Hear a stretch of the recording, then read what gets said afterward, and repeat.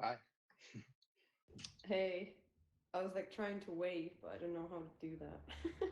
I Oh, don't even know how to dance. Okay. yeah. Have you prepared any emotes for the presentation? Like a Yeah, gesture routine. I need to go up and upload the slides, right? Uh, but did Yes. they do that for me? I think we have to add our own link or upload. But they did also ask for them, so I don't know. Maybe they intervene if you. I have no idea. Yeah, maybe I'll go talk to that person in the corner. All right, see you in a bit. Yeah, is that a person or just a camera? Oh, it's just a camera. Oh god, that's creepy. Oh. Okay. And I see the presentation tool. Let me try this actually.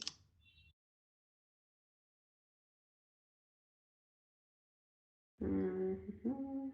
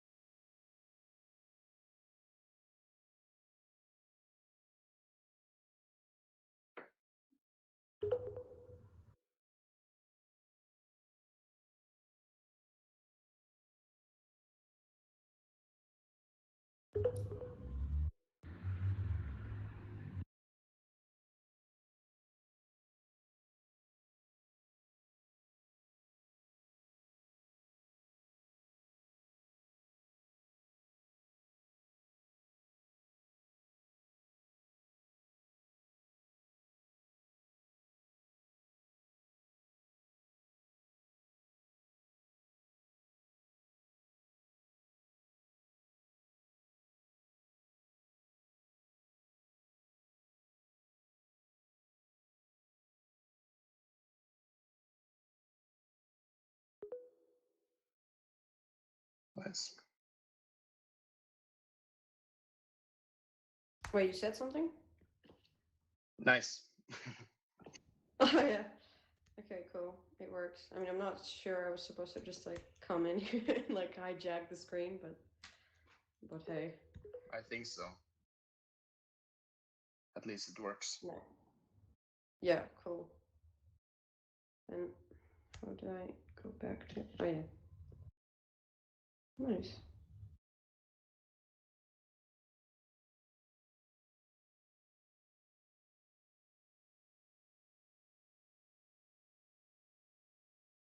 But you should sit on the stage, I think. Oh, okay. Yeah, that makes it easier.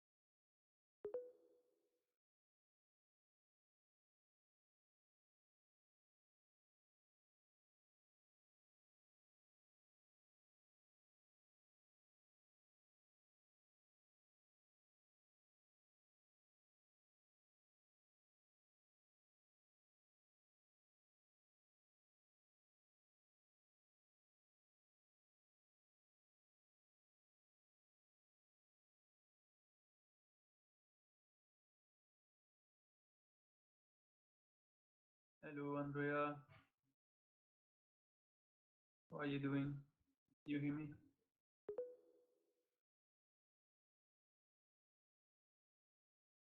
Andrea?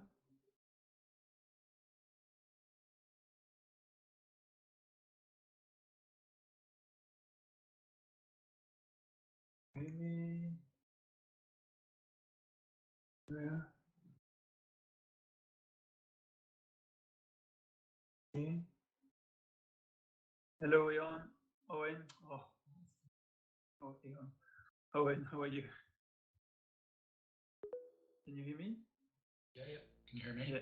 Yeah, all good. Great. So,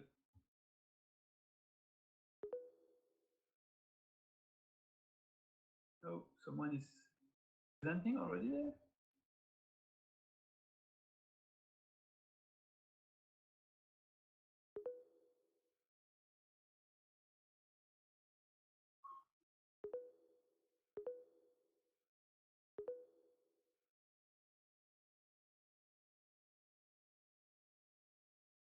Hello. Hey. Hey. Hi, Anna. How are you? So good to see you here. Hi. Hi. Nice avatar. Thanks. Hi guys, can anyone hear me? I can hear you. I can even dance for you. Amazing. Yes. Amazing, thank you. Yeah, we Okay. can I hear you, didn't realize Andrea. that music. I'll quickly take Hi, my Andrea. place. Hi, Kim. Hi. Hello, how are you? Joakim, glad Hi. you're here. Yes, nice seeing you. So are you finishing the presentation or are you starting? We're starting soon. Oh, so then where are we doing the talk? I thought it was pause here. Maybe 2:15. maybe they're running late. I don't know. Is there that's interesting. I thought we were doing a panel here. Yeah, there is a panel after the presentations, but I think the presentations is. Yeah, sir, excuse me, we are waiting for some panelists for the virtual architecture in the convergence room. This is not this one.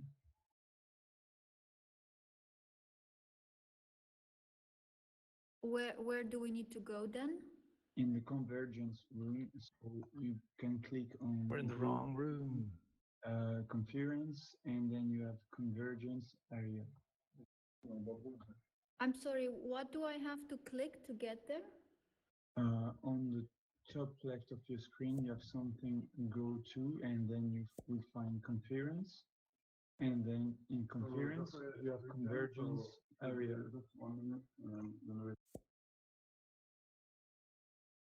Oh, so we are in TransVRsal and we should go to convergence, correct? That's it, definitely. So I'll see you there and I'll guide you to the boardroom. Okay, I'm clicking that now. Yeah, let's go there. I'll meet you in the convergence area, guys.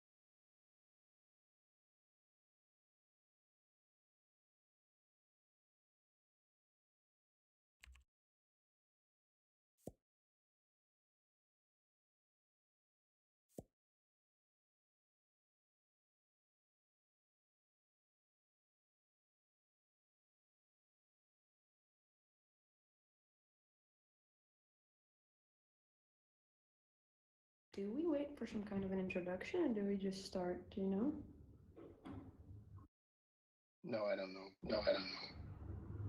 Because normally they introduce the talk, but I haven't seen any other events. okay. There's Marine from Laval Virtual on I stage. think you can introduce the talk. Oh yeah. Hi, Marine.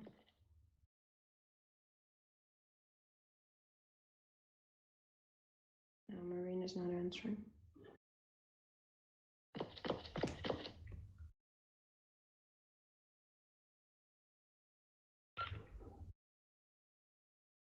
I think maybe we just wait like a couple more minutes for people to arrive and then just start. Yeah, exactly. Yeah. You can start, Anna. We had to go from Marine, and you can go on with the start. Oh, okay, great. Well, if everyone can hear me well, then let's go. So, hi everyone. I'm Anna Valeri. I'm a founder at TransVRsal, and thank you for being here. Thank you, Laval Virtual, as well, for giving us the forum for this amazing session, of which I'm very happy to be part of, alongside Joakim and John and Kent, that will be joining us shortly. And the goal of this session today, which will consist of our 4 talks as well as the panel that follows, is to explore ethics in XR. And since I'm opening up the discussion and I only have 10 minutes to do so, my personal goal today is simply to give you a general idea, a general feeling of what's going on. And so let's start with the basics. What is ethics actually? Throughout my work as a design ethicist, I was surprised by the amount of connotations this discipline actually has. I often hear things like it's too meta, too irrelevant, too idealistic and traditional, too concerned with morals, and we don't like people who preach. Some of these criticisms are more justified than others, but in any case, they're all largely linked to the origins of ethics. In ancient Greece, where the discipline in the Western form originates, the leading thinkers and philosophers like Aristotle, who I have here on the left, were concerned with designing this ideal moral compass. So defining what is right and wrong and distilling all of that into a system of beliefs to guide individuals in their pursuit of virtue. And of course, in the 21st century, we still aspire to be good, or so I believe.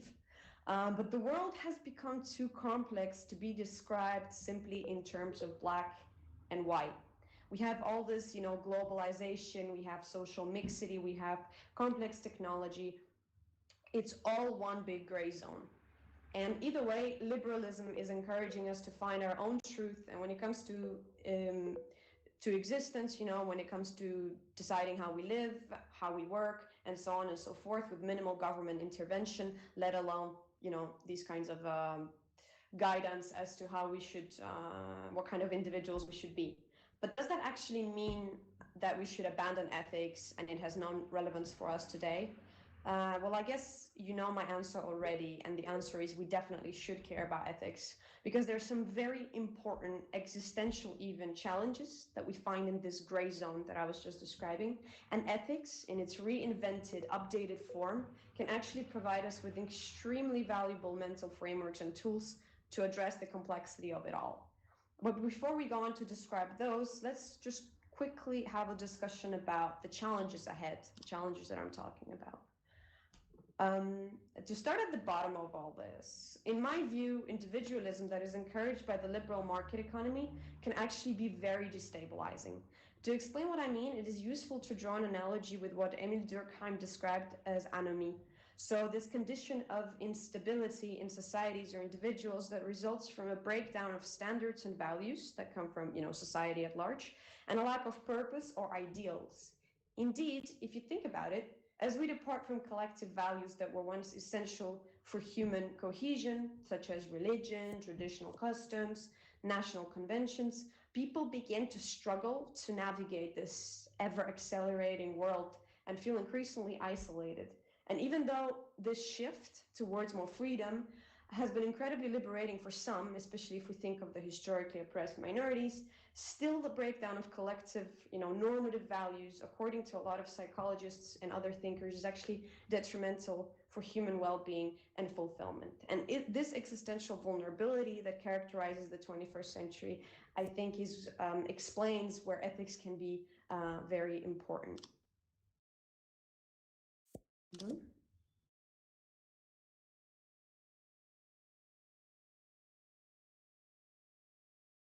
I cannot move to the next slide for some reason.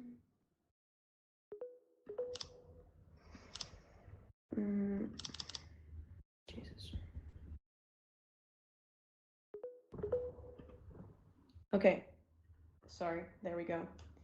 And so another argument in favor of neglecting ethics, of not neglecting ethics, is that digital media are currently meddling with our brains, which is something that definitely needs critical questioning that ethics help us to have. So we all know that our brains are incredibly plastic, meaning they adapt to and are shaped by their environment. And of course, the more stimulating that environment is and the more we're exposed to it, which, in case of smartphones and computers is essentially now in the West on a daily basis and in a lot of hours, the more the medium changes us. And quite literally, this effect is rerouting our neural pathways. And in simple words, what that means is that by changing how we think, retain memories, communicate, etc., digital technologies are changing who we are and are therefore redefining what it means to be human. And when it comes to immersive tech, which in case of VR is the first medium in human history that actually fully blurs the line between the medium and the user, once these technologies are adopted on a large enough scale, they're predicted to produce an even deeper impact than smartphones and other devices already have. And so you may be wondering at this point if I'm trying to say that this phenomenon is a bad thing. I like to use the Faustian bargain metaphor to explain my position here. So Faust is a character from a German legend that essentially traded his soul with the devil in exchange for unlimited knowledge and earthly pleasures. And if we draw a parallel with XR here, I'm not trying to say necessarily that the big tech is the devil, maybe a little bit. But my main point is to say that when it comes to XR, already today, we should be explicitly addressing the question of what is the price we're ready to pay for living in virtual worlds, because there is a price. And in return for obtaining a large number of advantages that we're already witnessing in fields like therapy, education, training, entertainment, and so on, there are clear risks involved that result from both the nature of the immersive media and how they impact on our behavior, as well as the private market dynamics that currently give people who build these products and worlds almost unlimited powers to influence users in ways they see fit to advance their very own objectives. The good news is, as long as we are aware of these dangers and approach the act of building immersive products and worlds in a responsible way, we may not only learn to mitigate the risks, but even go beyond and actually actively define what flourishing in the digital world is about, which I think for any XR ethicist is the ultimate aspiration. And so how do we become less vulnerable with the help of ethical frameworks and tools? First, by mapping out the territory that we're facing.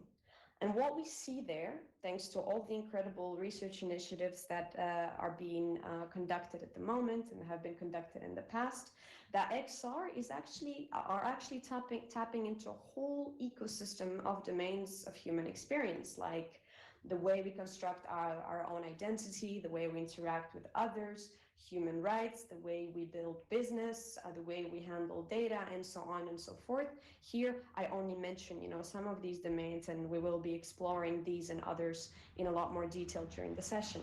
One thing, though, to retain at this point is that we see that most of these planets' domains have a side that is bright, that is sunlit, and that is the positive things that are brought about by immersive tech.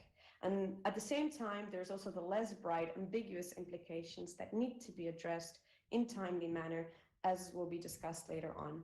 And so you can imagine that this is a tricky territory to navigate. So what could organizations do to actually succeed at this?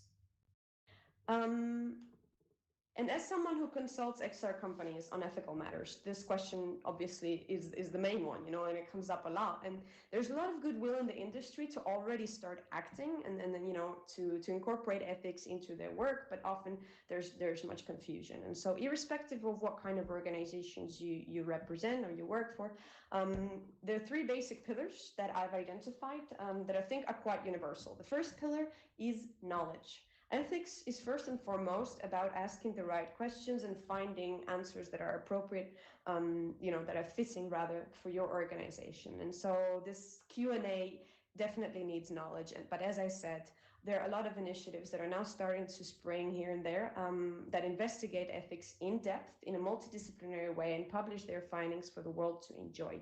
The second very important pillar is debate. And what I mean here is that because ethics is this, you know, gray zone, and even if we're very well informed theoretically, it always helps to expose ourselves to, you know, to people, to experts from other fields, and to people who might have actually really interesting insights, because ethics, at the end of the day, it concerns a lot of things and overlaps with a lot of fields. And so there, events like this one, and alliances, be they permanent or just temporary, can be very helpful in expanding our horizons and you know, inviting other voices that may otherwise not be invited into our decision making, especially as far as corporates are concerned. Finally, we need actionable methodologies for incorporating this knowledge and the debated insights into the day-to-day of organizations. And so this is what at EF4XR we do. We design guidelines and workshops for different organizations, depending, you know, on their product, depending on their needs. And we found that, you know, seminars, training, ad hoc ethical committees are really interesting options for different organizations to explore in order to understand how to modify their product design to make it more ethical, as well as incorporate ethics into their culture at large, because it's you know, it's a design question, but at the same time the cultural dimension, the long-term cultural dimension, is very, very important. And so all of these three pillars are interconnected. They also all require continuous commitment, because as tech is evolving, so must all knowledge, discussions and ethical norms must evolve as well. To conclude, I'd like to present this somewhat personal definition of ethics, which I think really helps to destigmatize this field and make us really appreciate its immense value for immersive tech. So ethics are often presented as ideals, but ideals are arbitrary. We inevitably fall short of them. So that's too discouraging. Instead, let's try to think of ethics as a way of living and working consciously, because that's what the discipline is actually about at its core. But what do I mean by consciously? I mean acknowledging that as people building immersive products and worlds, we have a responsibility. And that responsibility implies being informed, participating in open-minded collective discussions, and looking for ways to transform our organizations for the better, as opposed to just building for the sake of building and growing for the sake of growing, without taking into account the broader socioeconomic impact of our decisions. That, for me, is not an ideal.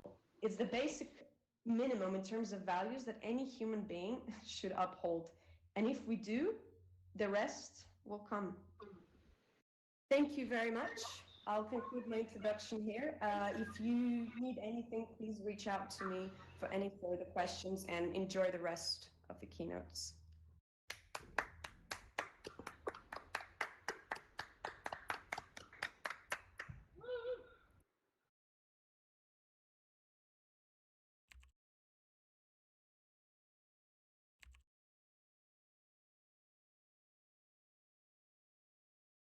All right, let's listen.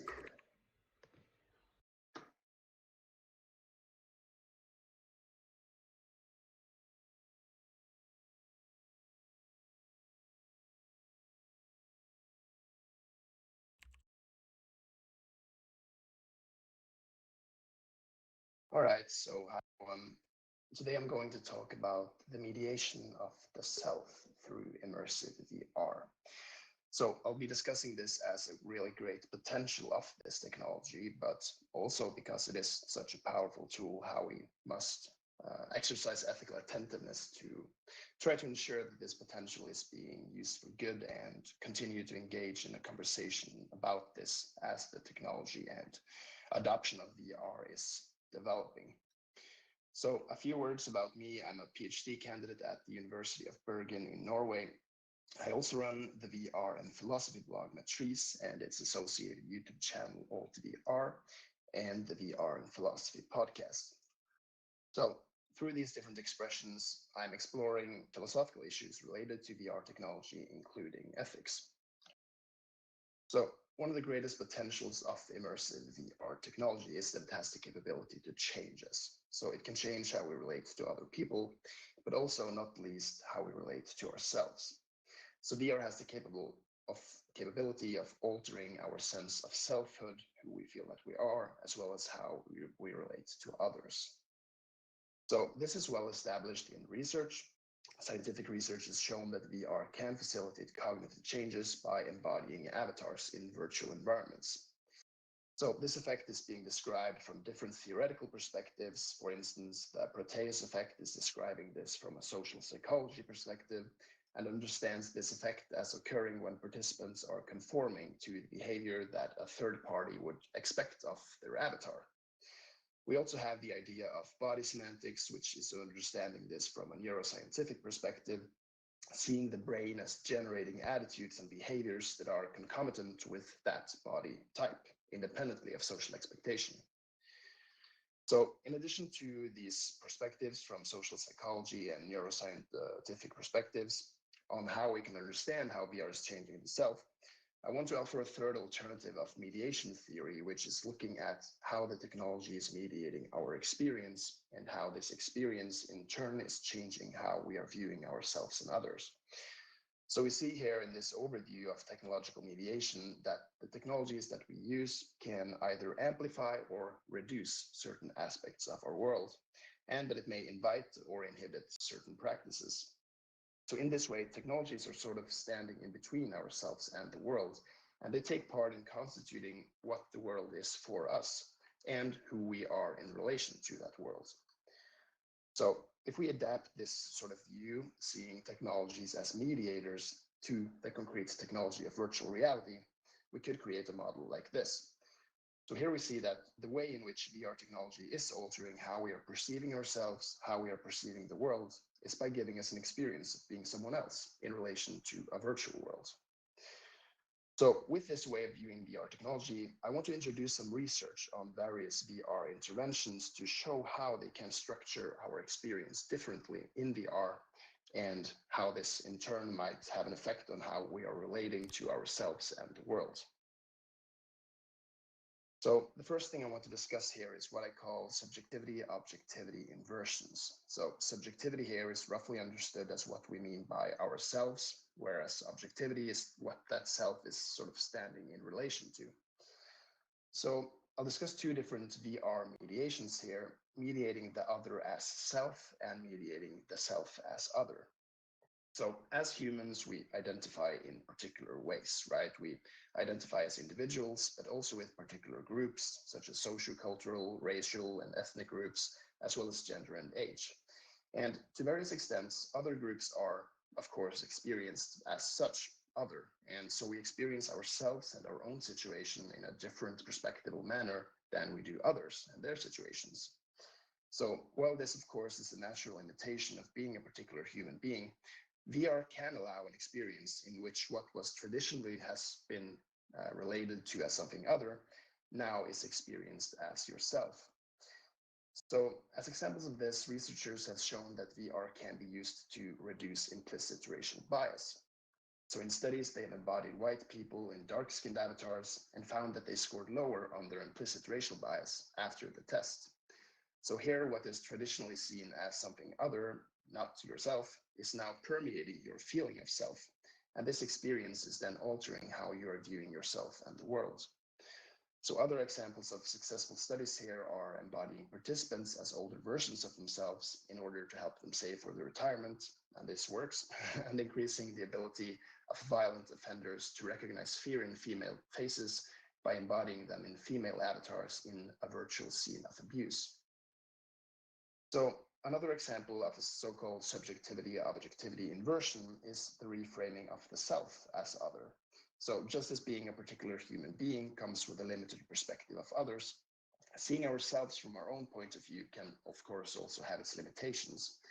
So while we may be able to see others sort of for who they are now, we are seeing ourselves in terms of our future and our past, and we have an internal perspective. So being caught up in worries for the future and regrets from the past may cloud our access to the present reality. And objectifying the self, therefore, may come with its own benefits of altered perspectives. So a great example of this is an experiment, and I really love this research, which allows you to be your own psychiatrist. So the experiment is starting with the participant sitting across a table and looking at a virtual character in the likeness of Dr. Sigmund Freud. So Freud is then asking the participant if they could explain to him a problem that they might have. The participant is then answering, and after he has answered, the VR application changes so that he is now embodied as Dr. Sigmund Freud, looking over the table on the character in his likeness, and now hearing the story that he had just been told, but now being spoken to him. So the conversation can then go further, where the participant is basically talking to himself, but can also relate to him from outside. And this has been shown to help participants detach themselves from habitual ways of thinking about their personal problems. Another example here of sort of detachment from oneself and relating to it from outside is the use of VR-generated out-of-body experiences. And this has been shown to reduce fear of death in participants. A final study that I'll mention here is one in which you're being put in the position of comforting a child. And after you have comforted the child, you then get to experience the comforting from the perspective of the child. So in this way, humans can develop new relationships towards themselves and others through the technology, which is really great. Now, another user-environment relation that we may conceive of is subjectivity-objectivity synchronizations. So this would be attempts to produce harmony between the inner life of the user and the external world that is being experienced. So many meditation or relaxation techniques have as their aim to redirect focus and attention on the breath and the body in order to promote the feeling of sort of union between yourself and the world, not having this alienation feeling. And in VR, the attempt to promote unity between subjectivity and objectivity, or self and other, is approached explicitly by blurring the distinctions or creating new relationships between the two.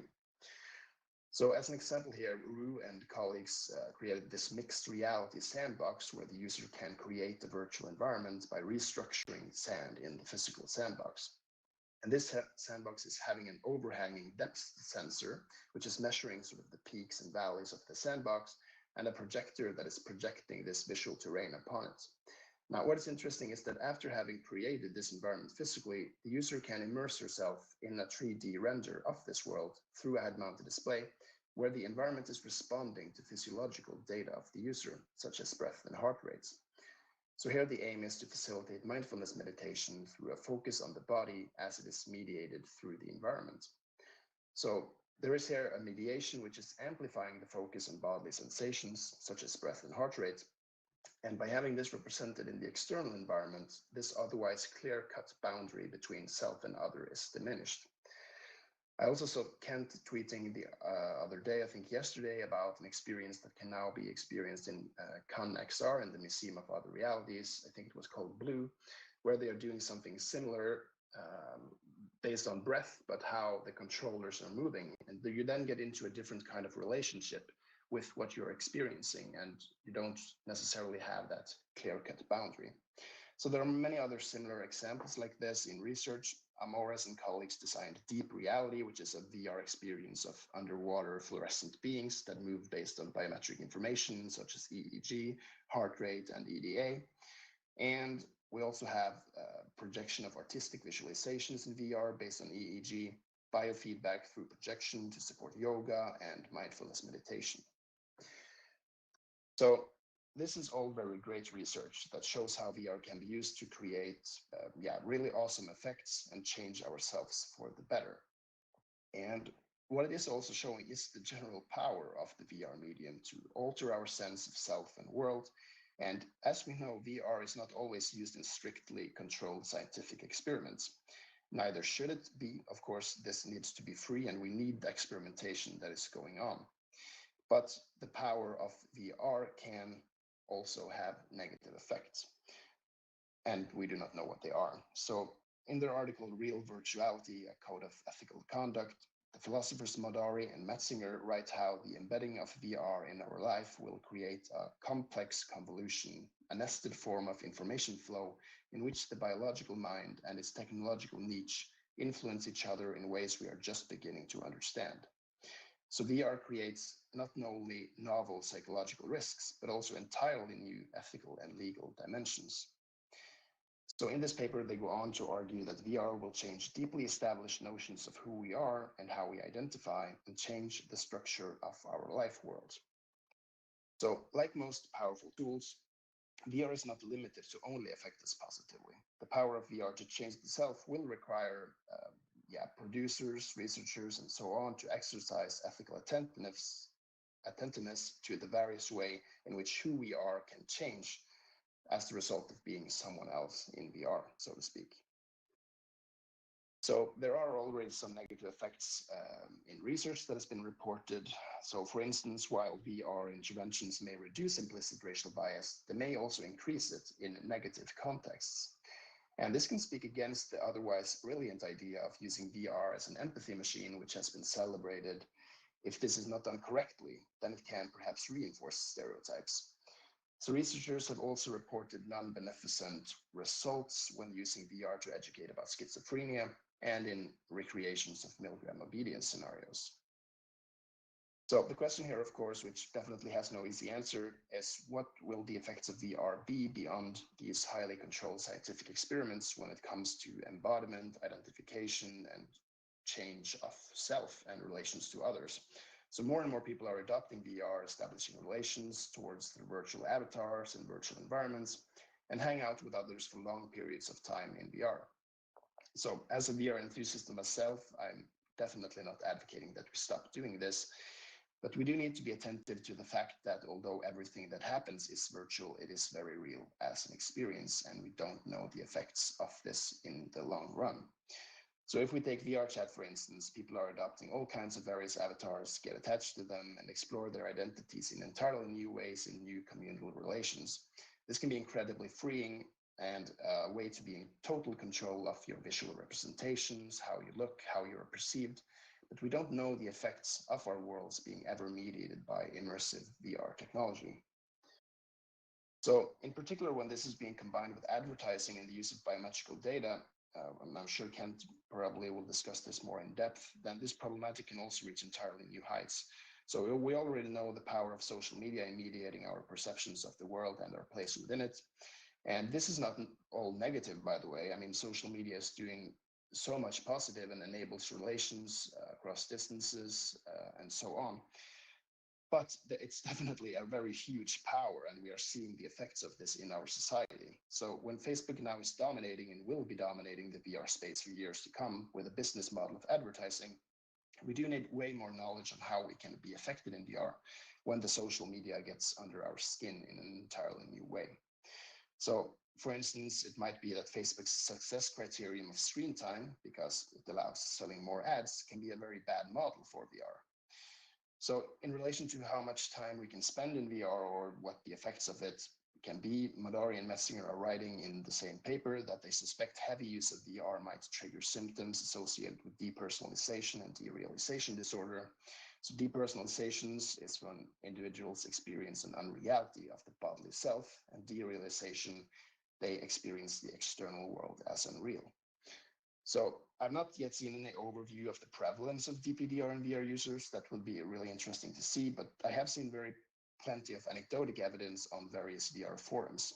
But this is just one but possible scenarios that may result from an increasingly virtually mediated reality that we need to be paying attention to. So what should be the role of ethicists in the XR space? Don Eide, a post-phenomenological philosopher, has said that the role of technology ethicists can often be compared to that of an ambulance corps, sort of coming onto the scene when people are wounded and dying. And it is a tendency of technologies to spread so quickly that the ethics only seem to come after the fact, when there is no real possibility of changing things fundamentally, only a way of reducing damage. So, of course, this is just how it is to live in our world, but it is possible to change this in some way. I mean, we are still early on in VR technology. So what IDEA is advocating for, and which I also think is important, is the inclusion of ethicists and philosophers in research and development positions in trying to anticipate the ways that technologies will mediate our reality for good, first and foremost, actually, and also mitigating dangers and ideating the beneficial uses of the technology. So a part of doing this, of course, is to keep conversations and events such as this going. And another point is that they don't need to be negatively framed. They can be oriented towards ideating beneficial uses while keeping an eye at factors that may be detrimental and dangerous for how VR use is being realized. So I think that the whole point of ethics, philosophy, and scientific research is not so much what we know, but what we don't know. And by engaging with these questions, we can at least gain a reflective stance towards our own use of this technology, which actors and business models that we wish to support within the domain, and keeping the inquiry open to exploration. So this concludes my short introduction to the way that VR can change ourselves and how we relate to the world. If anyone is interested in keeping a conversation going after this event too, or just want to stay in touch, then you can snap a photo of my email and other contact info. So thanks a lot for listening, and I hope you continue to enjoy Laval, the other presentations, and the panel debate later. Thanks.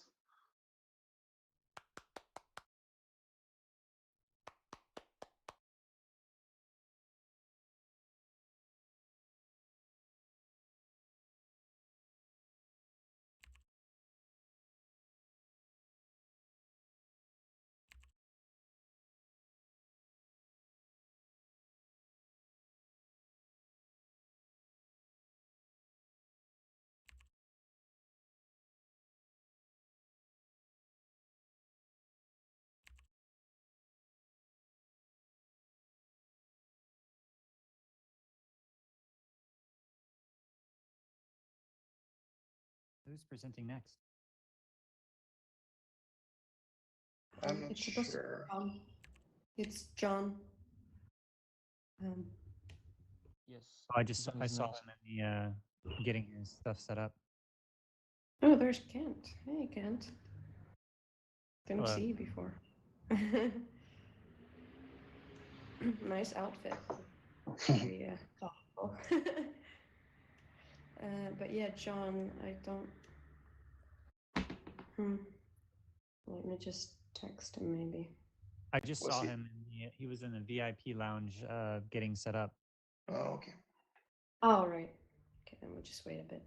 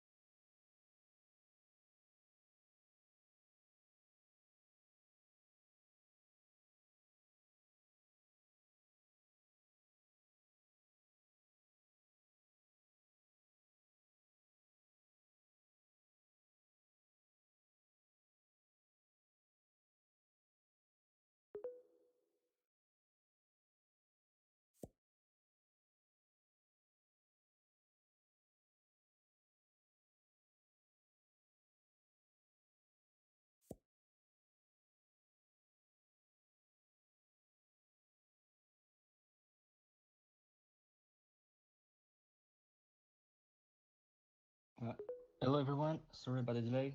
John is still having some issues with the setup. So Kent, if you're ready, I think you can start your own presentation. Oh, okay. Let's see. Well, okay. Found my thing here. If you're ready. People are, I guess I'm just concerned around people if we're going to come at a certain time. But Yeah. is he still having just different issues? I can go ahead and start. Let me just get my thing set up. He's still in the VIP lounge trying to get some help.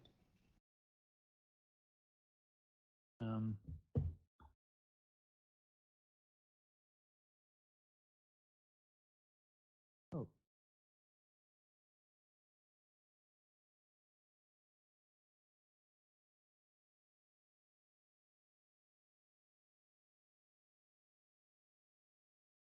Slides.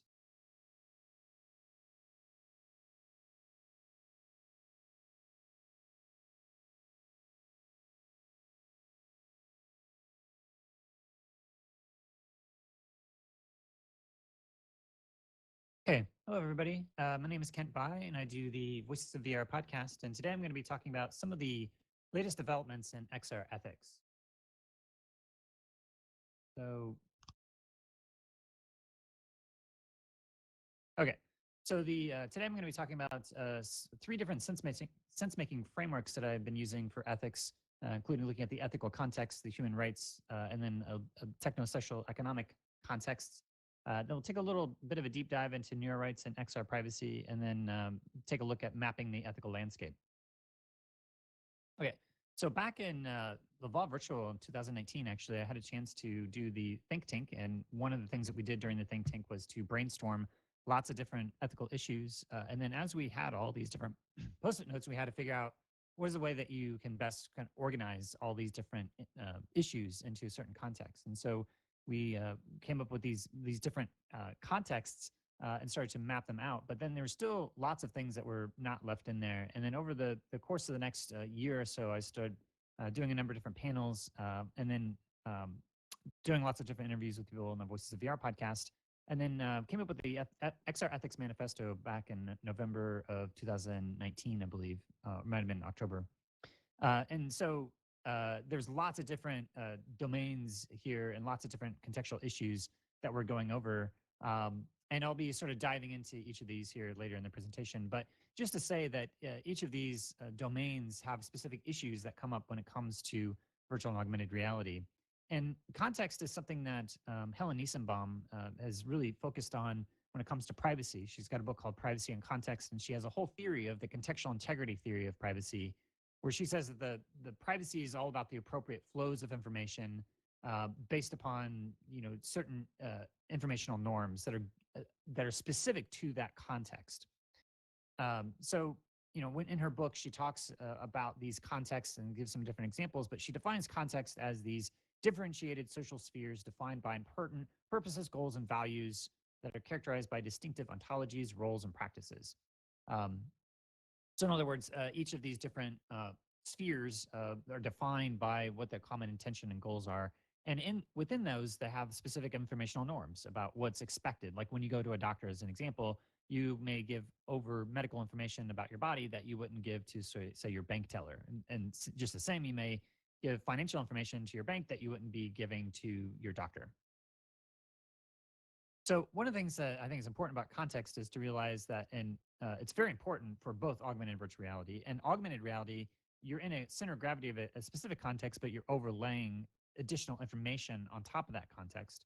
And then when you go into VR, you're actually completely shifting into a whole nother contextual domain.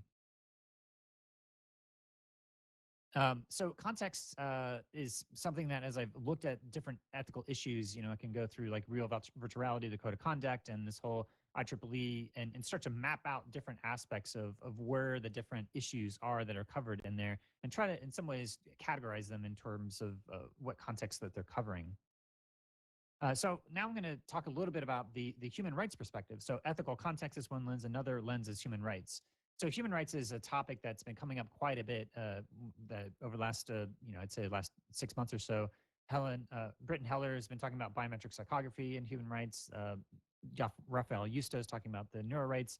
And then the Electronic Frontier Foundation just had a session at RightsCon that I was participating in, looking at these human rights lenses. And so human rights, you can look at sort of like the Universal Declaration of Human Rights, and there's like these 30 different aspects. And again, you can start to categorize some of these different human rights across into different contexts. And we can see like there's the education and the right to freedom of expression and the right to private property. There's a lot of them that have to do with, if you are going and having some sort of legal case, that you have fair and equal trial, you have the right to representation. And so as I looked at some of these, I tried to isolate, okay, what are the ones that are going to be really at the forefront of virtual reality? Not all of them are applicable in terms of like, physical torture or things like that. Although that may actually be coming up depending on what some governments are doing. But these are the ones that I really isolated, the ones around freedom of assembly and association, freedom and equality in terms of algorithmic bias, democratic participation. So we're in these virtual worlds, but they're not really democratically run. They're kind of run by these private corporations. And if they are making a decision against us, then do we have like the idea of a fair right trial? Are there legal assistance? Right now, as it stands, we don't have any of that kind of human rights within these virtual worlds because they are private worlds that we're in. And then different aspects of a freedom of our opinion, freedom of expression, and then also our private life and private property. I think these are the ones that at least as I look through them, are the ones that are really hot topics when it comes to human rights.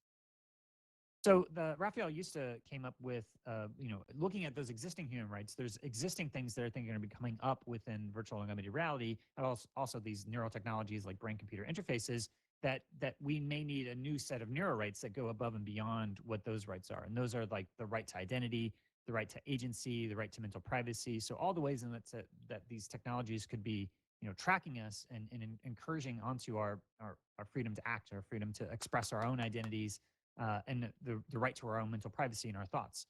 But also the last two are the right to mental augmentation, the right to fair access to mental augmentation, as well as the right to be protected from algorithmic bias. So that's a little bit of the human rights approach. I'm going to go into a little bit of the techno-social economic context, which I think is actually pretty helpful to look at any of these ethical issues. So Lawrence Lessig has his whole pathetic dot theory where he talks about the culture, the law, the market, and the technological architecture and the code. And his conceptualization these are the 4 areas that any issue you're going to be looking at through one of these different lenses. And that they're all kind of happening all at the same time. But if you want to actually bring about change, you have to look at it through, what the culture is doing, what the law is saying, what the market dynamics are, and what can you do from the underlying technological architecture and code. I think there's another way to look at this, which is a sort of a series of nested contexts. And so I'll sort of walk through what I mean by that. So at the highest level, you have the culture. So that's what the culture is doing. That's education. And, all the culture is informing what the laws are. So the laws are within the context of the culture. And then within that, there's the economy, which is in the context of the laws, and then also the culture. And then the design guidelines that you can come up with that are trying to help shape the ethical guidelines in terms of how the experiences are being created. And then you have the user experience, the specific application code, the operating system, and then the hardware technology and the architecture. So here you have the sort of like these nested contexts. And I think as you start to look at this frame, whenever I look at these different ethical issues, I think each issue can have like a technological solution, or it could be things that the users are doing amongst themselves, or there could be other laws that need to be set by either the guidelines by the specific application, or the U.S. federal laws or international laws. And the culture are kind of like the the highest level of the human rights. So you can kind of see this sort of hierarchy of all the different things that you are able to address. I think all of these things are happening, but there's a little bit of a nested context within each of these. And I think any sufficiently complicated ethical issue is going to be some combination of all these things. So this is just a high-level view of looking at, say, you can see that the XR companies are here. They're making their hardware and their operating system, and then you have the laws that are governing that, and the human rights principles that aren't necessarily directly always impacting, although there is some connection there. But the human rights principles are helping inform the laws that are shaping the companies. And then eventually you have these ethical design principles that are both shaping U.S. law and international laws, and whatever your regional law may be, but also the companies as well as the third-party designers for what type of experiences that they're having. So just to kind of zoom in on this a little bit and to look at, see how does this actually play out when it comes to, say, privacy. So in privacy, you can see the sort of complicated issues here with, right now we don't have a federal privacy law within the United States. And so that basically means there's a lot of other federal and state laws that the XR companies have to piece together. There's also the European laws and GDPR. So these companies, if they're operating in those regions, have to follow those regional laws. And there's also international laws, and some of them have like, UN guiding principles of business and human rights is directly interfacing. But there's all these other human rights principles that are kind of over to the side, and the Neural Rights Initiative and the right to mental privacy. These are informing things like the ethical design principles that may actually feed back in. But I think the other thing I just want to point out here is that there's this, all this purple here is that the users are here, and the users have to interface with these technology companies, and they have to sign the terms of service. So whatever rights to privacy they may have, they're signing an adhesion contract that is then at that point superseding all these other sort of GDPR or federal privacy laws. It basically becomes a personal contract at that point. And so once you have that adhesion contract, then what happens to say, the companies want to monetize the data through biometric psychography or contextually aware AI. So that's just like a visualization for how complicated this can get with something like privacy. You can look at something like harassment, and that becomes a little bit different. It's more of, most of that is within the technological architecture, but it's something where you have like the users interacting with each other, and you can have this underlying design principles, but the cultural norms are kind of feeding into that as well, and that is shaping the code of conduct. And so just to kind of zoom in and look as an example, sort of harassment. So harassment, you have users that are interacting with each other, and they may be harassing each other. So there's different ways to either measure that and record that and block people. So you need to have things like personal space bubbles and features if you're minors to be able to limit different features. And then you also have these different terms of service and the code of conduct that you have to, like, if there's certain code of conduct that's being followed, then that means that you have certain cultural norms that you have to pay attention to, and those are kind of also feeding into here. But what are the code of conduct to be able to dictate the user behaviors? But there's all these other technological architectures that you need to budget for. Say, like, you need to figure out if there's muting, blocking, kicking from the room, all those different things, and also deciding, is your application, do you need to have those in place? Is this like a public social VR where you're having that, or is this something that just is not going to be contextually relevant? Like if you're doing that, then they would just get fired, as an example. But then there's all these other things like, do you have an implicit trust and safety score? So it's like a social number that is dictating your trust. And then what degree do you have, like, moderation? Do you need to have moderation, and you're paying for the moderation? If you are recording things, then what are the privacy implications of all the different things that you're recording? If you're able to ban or suspend people. So all of these different things, I guess there's lots of different technological solutions, but there's other things that are, maybe the more ethical design principles are feeding into things like the terms of service. And then there's another thing I just point out here, which is that if it's a first party application on, like, let's say Oculus, if you violate their terms, then you actually may lose physical access to your XR hardware. So, there's different ways in which that they're trying to create these safe online environments, one of which on the first party apps, you could actually lose access to your VR hardware. So this, again, is just another example of how, complicated some of these different issues can get. But, I think this is part of the thing that is happening at the IEEE Global Initiative on the Ethics of Extended Reality, is starting to map this out and also trying to, talk about some of these specific issues like harassment and within XR. So again, there's different ways of looking at it, whether it's a pathetic dot theory from Lessig, which is looking at the culture of the law, the market dynamics, and the technological architecture of the code, or you have it in some sort of nested contexts that are all kind of at the highest level, some sort of hierarchy there. Okay, now I'm going to talk a little bit about the neural rights and XR privacy, and then we'll dive into sort of mapping out the ethical landscape and just giving some ideas of what's happening in the realm of ethics. So neural rights, there was a Morningstar group, and Raphael used to, they came up with, these different rights: the right to identity, right to agency, right to mental privacy, the right to fair access to mental augmentation, and then the right to be free from algorithmic bias.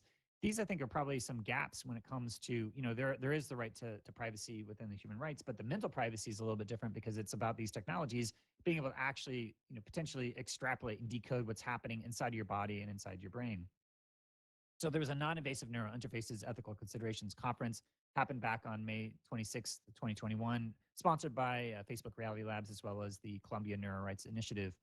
And they had a number of different speakers talking about over the course of the day the latest and greatest technologies when it comes to neurotechnologies, the neuroscience, and then representatives from Facebook as well. And there's things like the EMG sensors from Control Labs being able to isolate your movement to individual motor neurons. OpenBCI talked about their latest prototypes for integrating all these different physiological metrics. And generally there's lots of different ways that the XR technology is measuring our physiological and biometric the biometric data and physiological information that's coming off of our bodies. Project Galea is got all sorts of different sensors. I did a recent interview with Connor Russimano from OpenBCI, everything from EOG, EEG, EMG, EDA, your temperature, all these different biometric signatures. And from those signatures, it's telling different specific information about what's happening inside your body. And so after I saw the talk from OpenBCI, I decided to do a little bit of an audit of like, what are all the different things that you can scan? And there's certainly no lack of different physiological metrics that are out there. Now, not all of these are going to be integrated into XR, but there's a good chance that as time evolves, that more and more of these different types of physiological and biometric data are going to be integrated into XR technologies as we move forward. And that's sort of the technological roadmap where things are headed. So as you have access to this, then there's lots of different implications. One of which is that you are be able to maybe identify yourself from that data. But I think the other thing that is that you're sort of being able to do real-time extrapolation for what you're reacting to in the moment. And I think this is a little bit of a paradigm shift when it comes to privacy in XR, is that most privacy is focusing on identifiability, PII. How can this data be able to identify you? But I think the bigger trend that I see from this is what Brenton Heller is trying to term this phrase of biometric psychography, is all the specific information that you could tell about somebody in real time, contextually relevant, know about their personal preferences and their likes and dislikes. There we go. So yeah, this is some research from Kroger, just talking about different aspects of your gender, your age, your mental health, personality traits, levels of sleepiness, drug consumption, your cognitive processes, cognitive load, lots of different ways of being able to extrapolate all sorts of information from just looking at your eye tracking. So as I try to categorize this type of biometric psychography, I use the different levels of presence. And as a metaphor, there's XR technology is kind of blending together all these other communication media. So you have like, video games and agency, you have, the human-computer interaction and what's happening with the social VR and the computers when it comes to our mental and social presence. You have the emotional presence when it comes to film and building and releasing tension, and also the lighting and the mood and the music. And then virtual reality is kind of bringing our body into the experiences and all of our sensory experiences all at the same time. And so if it sort of categorizes this, you have the active presence and mental and social presence, emotional presence, and an embodied and environmental presence. And from that, then if we look at sort of the biometric psychography, all this different data that's coming off of this is going to be able to extrapolate our behaviors, our intentions, our actions, our movements, our mental thoughts, our cognitive processes, our cognitive load, our social presence, our affective state, our emotional sentiment, facial expressions and micro expressions.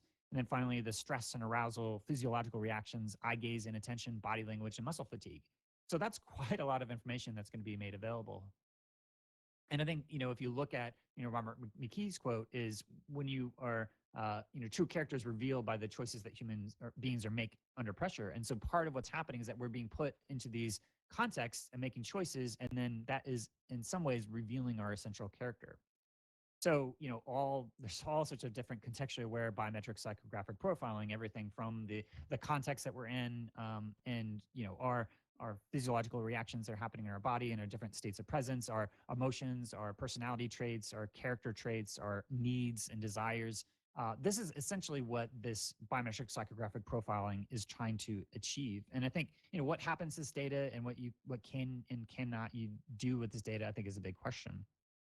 So again, there's been a lot of focus historically on identity, but I think as we move forward, it's going to be a lot more about this, you know, biometric psychographic information that you're able to extrapolate. So there's a paper by Britton Heller called Watching Androids Dream of Electric Sheep, Immersive Technology, Biometric Psychography and the Law. This is where she's saying, hey, look, as she's looking through all the existing laws, there's not a good definition for this kind of computed data and biometrically inferred data, or what she's calling biometric psychography. And in the absence of having that well defined by the law, there's basically no regulation over it. These companies can basically aggregate as much of this data as they want, and it has risks to be able to undermine our rights to mental privacy, our rights to agency, and our right to identity, because, you know, they're basically saying who we are without us being able to have control over what we're disclosing our identity and what our likes and preferences may be, given whatever context that we're in. So, okay, so that's sort of an overview of the neuro rights. Now I'm going to go into the mapping of the ethical landscapes. So again, this is the slide that we showed at Laval Virtual a couple of years ago, you know, diving in and starting to map it out. And then since then, like I said, I sort of did a much more exhaustive look at all these different contexts. And I'm just going to walk through and talk about some of these different issues. And I'm sure we'll be diving into much greater detail when we get into the panel discussion. But just as a quick tour through the landscape of ethical and moral dilemmas within XR, we have the self biometric data and the identity. So we have our expression and identity through avatars. You have, like I was talking about, your own identity and biometric psychographic data. You have the contextually aware, all that biometric psychographic information that's coming off of your body. And then you have this paper by Madry and Metziger talking about the real virtual reality, a code of ethical conduct that's looking at the different recommendations for good scientific practices and the consumers of VR technology. And there they talk a lot about the individual, you know, psychological and physiological impact of what's it mean to be able to go into these virtual reality experiences. You have the ability to hack your own consciousness, but others to potentially hack your consciousness. You have sensory substitution. And then you have, you know, all these different things around being able to, the Proteus effect, being able to plant memories, effective computing, what are the long-term impacts, and your own sense of body perception and identity, avatar representations, and having a diverse representation of those, cyber sickness, biometric inferred data, lots of different stuff that is here within that first section. Okay. Again, these slides are actually online on SlideShare. I can't buy if you want to dig into more details. But just to kind of continue on, we have the resources, money, and values. So talking about everything like the economic exchange, the value exchange, you have different economic models here between, you know, is it a closed wall garden or is it sort of an open ecosystem that is, you know, has open access? And are there ways for you to be able to own different objects and the virtual gift economies that can start to happen from that? So you have everything from the commerce and the exchange of commerce, from the business models of surveillance capitalism and the ethics of that, the data, who owns the data, or do we have to pay for privacy, you know, the closed versus open ecosystems. There's all sorts of money laundering implications that could be happening there. The cryptocurrency is a big dynamic in terms of, you know, if it, like as an example, Facebook doesn't allow any cryptocurrencies because they're not able to sort of take a cut of that. So there's certain ways in which that some of these closed wall gardens are going to be preventing certain ways of exchanging value. And then, yeah, just the digital divide and neuromarketing and the ethics of the attention economy, and what are the different ways that you can do sort of protection of that through homeomorphic encryption and protecting the actual data that's on your coming from your XR device. Okay, next section, early education and communication. This is everything from, you know, early education. You have, telepresence and data visualization and spatial language. So again, what's the minimum age from VR? You have what are the different ways of nonverbal communication and do you want to broadcast your biometrics to other people? Automatic audio transcripts and what are the implications of that being recorded? BCI and reading your thoughts. End-to-end encryption could be a thing to be able to protect some of these different things. As you're moving around, there's different aspects of geolocation.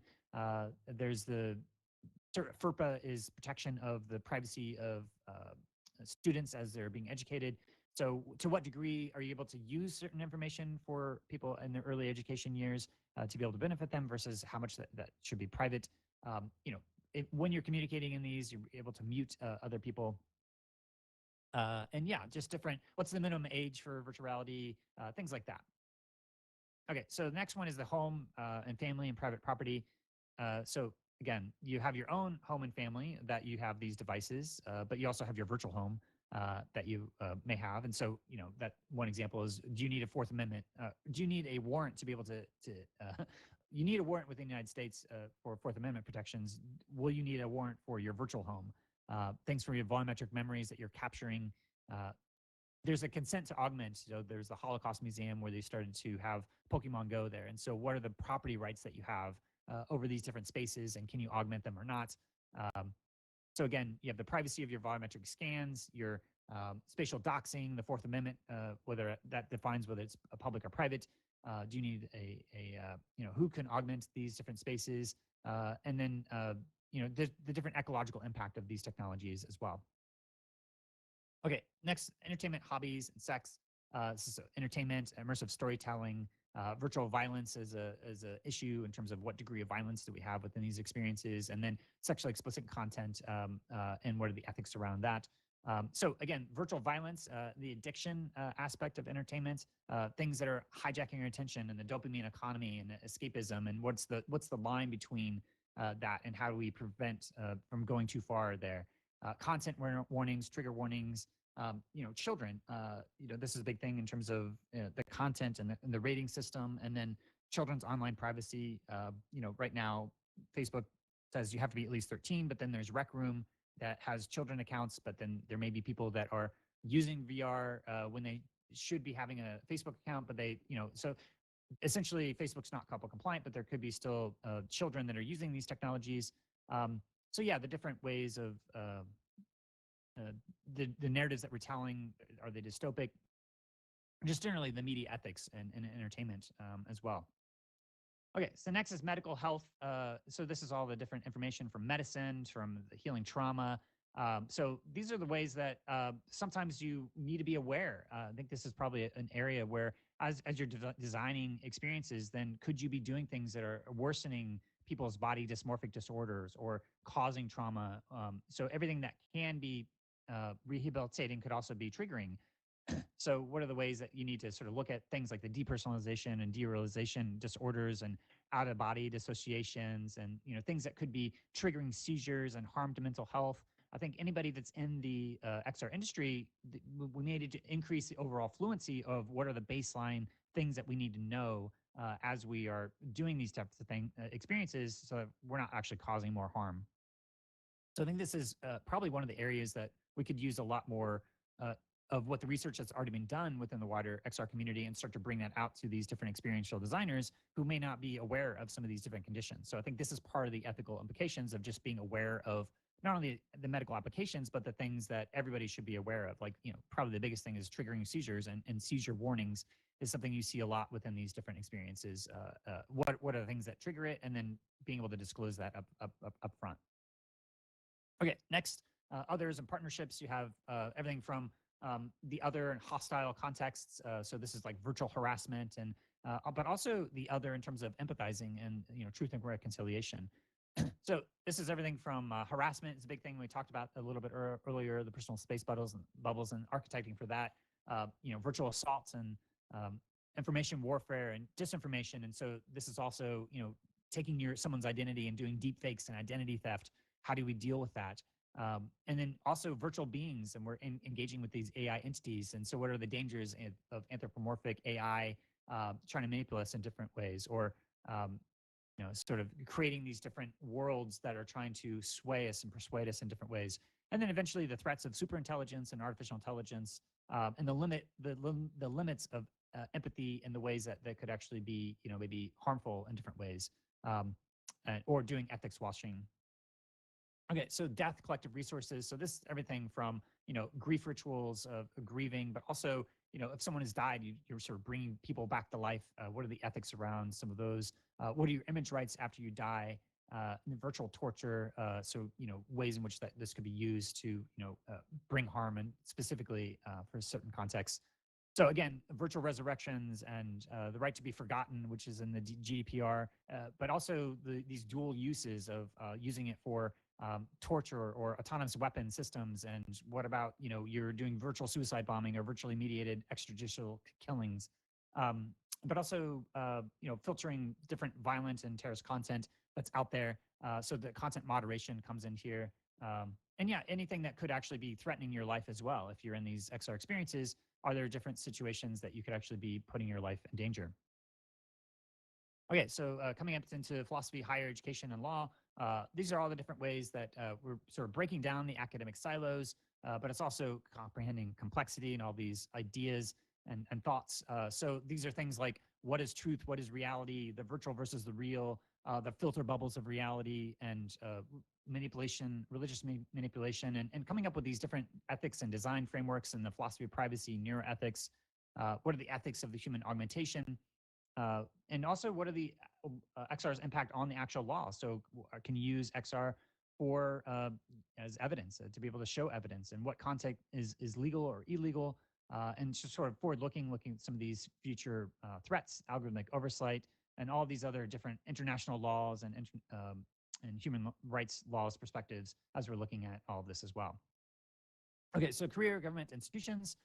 So this is everything from the spatial design and using it within the context of your professional work and virtual screens for productivity, but also the government as well. And I think this is a big one in terms of whenever we talk about privacy, privacy is also big in terms of does the government have specific access to some of these different, information? If you give it over, there's the third-party doctrine or the Fourth Amendment in the United States means that anytime you give information to a third party, then it has no reasonable expectation to remain private. So anything that's recorded on a server, then the US government can get access to it without a warrant. And so there's this whole aspect of what degree are the government institutions and the law enforcement agencies, are they using this, starting to use things like for loyalty tests or nudging, or if you're being interviewed, what are the ethics around, putting some sort of biometric sensors on you and trying to detect sort of like a lie detector or to get additional context information. And so using XR for hiring decisions in that way.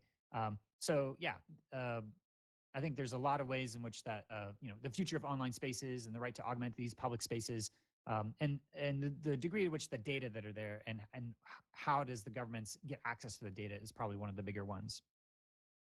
Okay, so friends, community, collective culture. This is, gathering communities, hanging out with friends, but also, collective cultures in terms of the algorithmic bias and ways that you may be biasing some communities over others. So this is diversity, inclusion, taking consideration all the cultural differences and the norms, making sure you have a diverse representation of different avatar representations and having a code of conduct and different elements of culture that you're cultivating.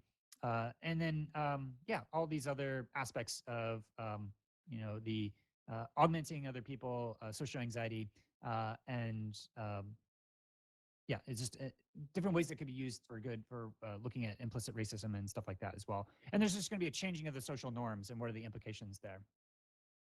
And then finally, the hidden, exiled, accessibility. This is everything from combating isolation, accessibility, and then also hidden, exiled, and accessibility. So inclusive design, things that are, is it way to have truly anonymous? If there's data that's there, can it be re-identified and de-identifying this personal identifying information? Accessibility, and how do we make these the most accessible and for all these different people who are not fully able-bodied, and trying to really integrate that into a priority for as we design this technology, making sure that it's not leaving anybody behind. And also just looking at things from like addiction and escapism, and trying to use these technologies for good in terms of just trying to close the technology gap for folks who are from older generations. So that's a bit of an overview. Again, this is originally I presented some of this in my XR Ethics Manifesto, and then sort of updated it since then. And if you want to look at the slides, you can sort of dig into more, and I'm sure we'll be diving into some of this more in the panel discussion. So just as an overview, what I covered today is sort of a sense-making frameworks for ethics, looking at both the ethical contexts, which I think is a good framing, but also looking at from the human rights, the underlying principles that we're trying to embody, the techno-social, economic, and political contexts, And then we took a look at the neural rights and XR privacy, and then the mapping of the ethical landscape. So again, my name's Kent Bai. I do the Voices of VR podcast. And yeah, thanks for your time, and look forward to hearing John's presentation. And then we're going to be having a panel discussion. So thank you.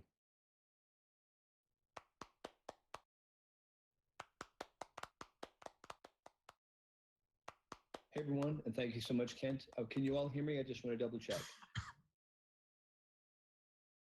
Yes. Yes. Great. Yes. Wonderful. Well, thanks for having me. And then I just need to check, is the presentation on the screen? And thanks for your patience. I'm just getting to know the environment a little. Yes, we're going to put it on the screen. Thank you. And I'm pressing next.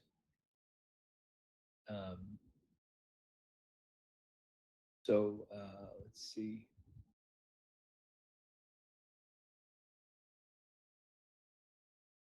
All right, let's see here. Is it behind me? Thanks, everybody. Yep, great. And then I'm just going to make sure I can advance the slides, which I do on the screen itself. Yeah, great. Alrighty. So first of all, thanks again to Kent. It's been a great pleasure to get to know Kent in the past number of months. And we have a lot of passions in common, especially when it comes to ethics with regards to extended reality or the immersive world or the metaverse, whatever you call it. Today, what I wanted to talk about was an idea of well-being, or also what's known as flourishing. Well-being a lot of times is confused with mood, and that makes sense because if you ask someone, what's your well-being right now, they'll probably report their mood. I'm happy, I'm sad, I'm depressed, whatever. Flourishing in positive psychology is a term that indicates long-term, both mental and physical health, and then other very objective measurable factors like access to education, human rights, meaning one is not being oppressed, etc. And why I bring up this term flourishing here is a big passion of mine the past 2 or 3 years.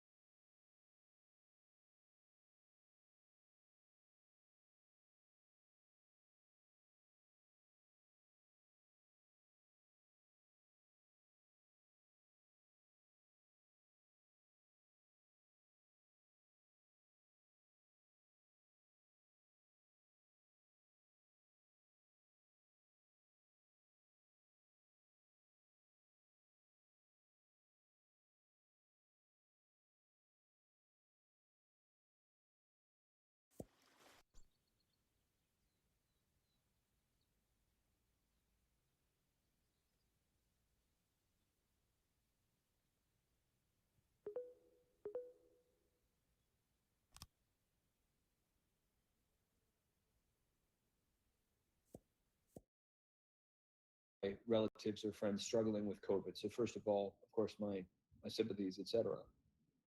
But in terms of how are caregivers being measured, these people who are on the front lines, whether they're caring for people who have COVID or giving the vaccine or in any way dealing with COVID, I'm going to call them the caregivers. Well, the point here is that that we're not counting them in society right now. And what I mean by that is GDP, or gross domestic product, which if that sounds strange to bring that up in a talk about well-being and immersive reality, thanks for your patience, because here's why. If you don't count something, if you don't measure something, and other people don't say, I see how you're counting that, so it's not like they aren't there. But because the GDP for the past 70 years, meaning 7 to 8 decades, doesn't proactively measure the input of caregivers who by and large are women around the world. And by that I mean teachers as well as parents or partners staying at home with kids, where that primary measure of societal value simply is GDP, then it's critically important to recognize the constraints of how those statistics measure humans.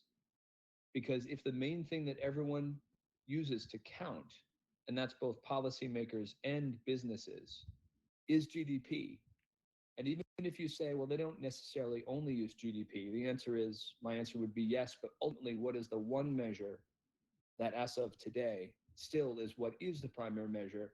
And I'm happy to be wrong. Believe me, I'm happy to say, well, no, there's this other measure. But moving on.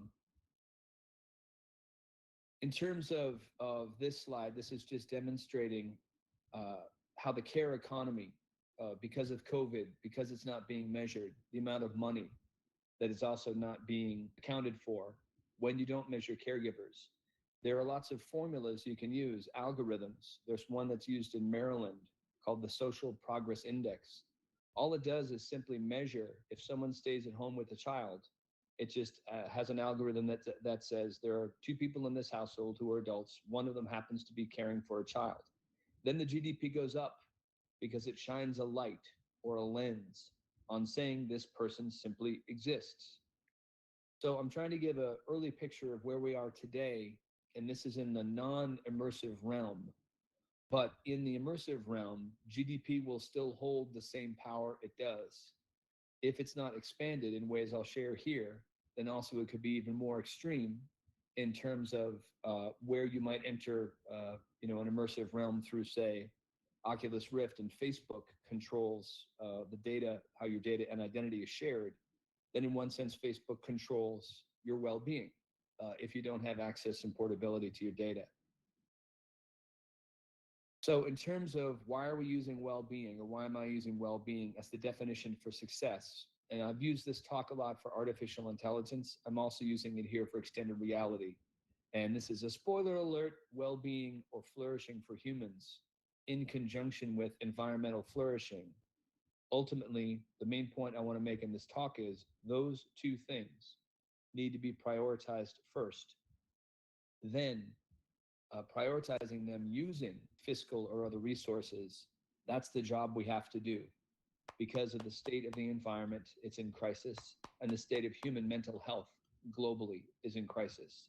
So those things have to be addressed first, not let's have a talk about economics and fiscal stuff, and then later on we'll try to get to the environment or human well-being.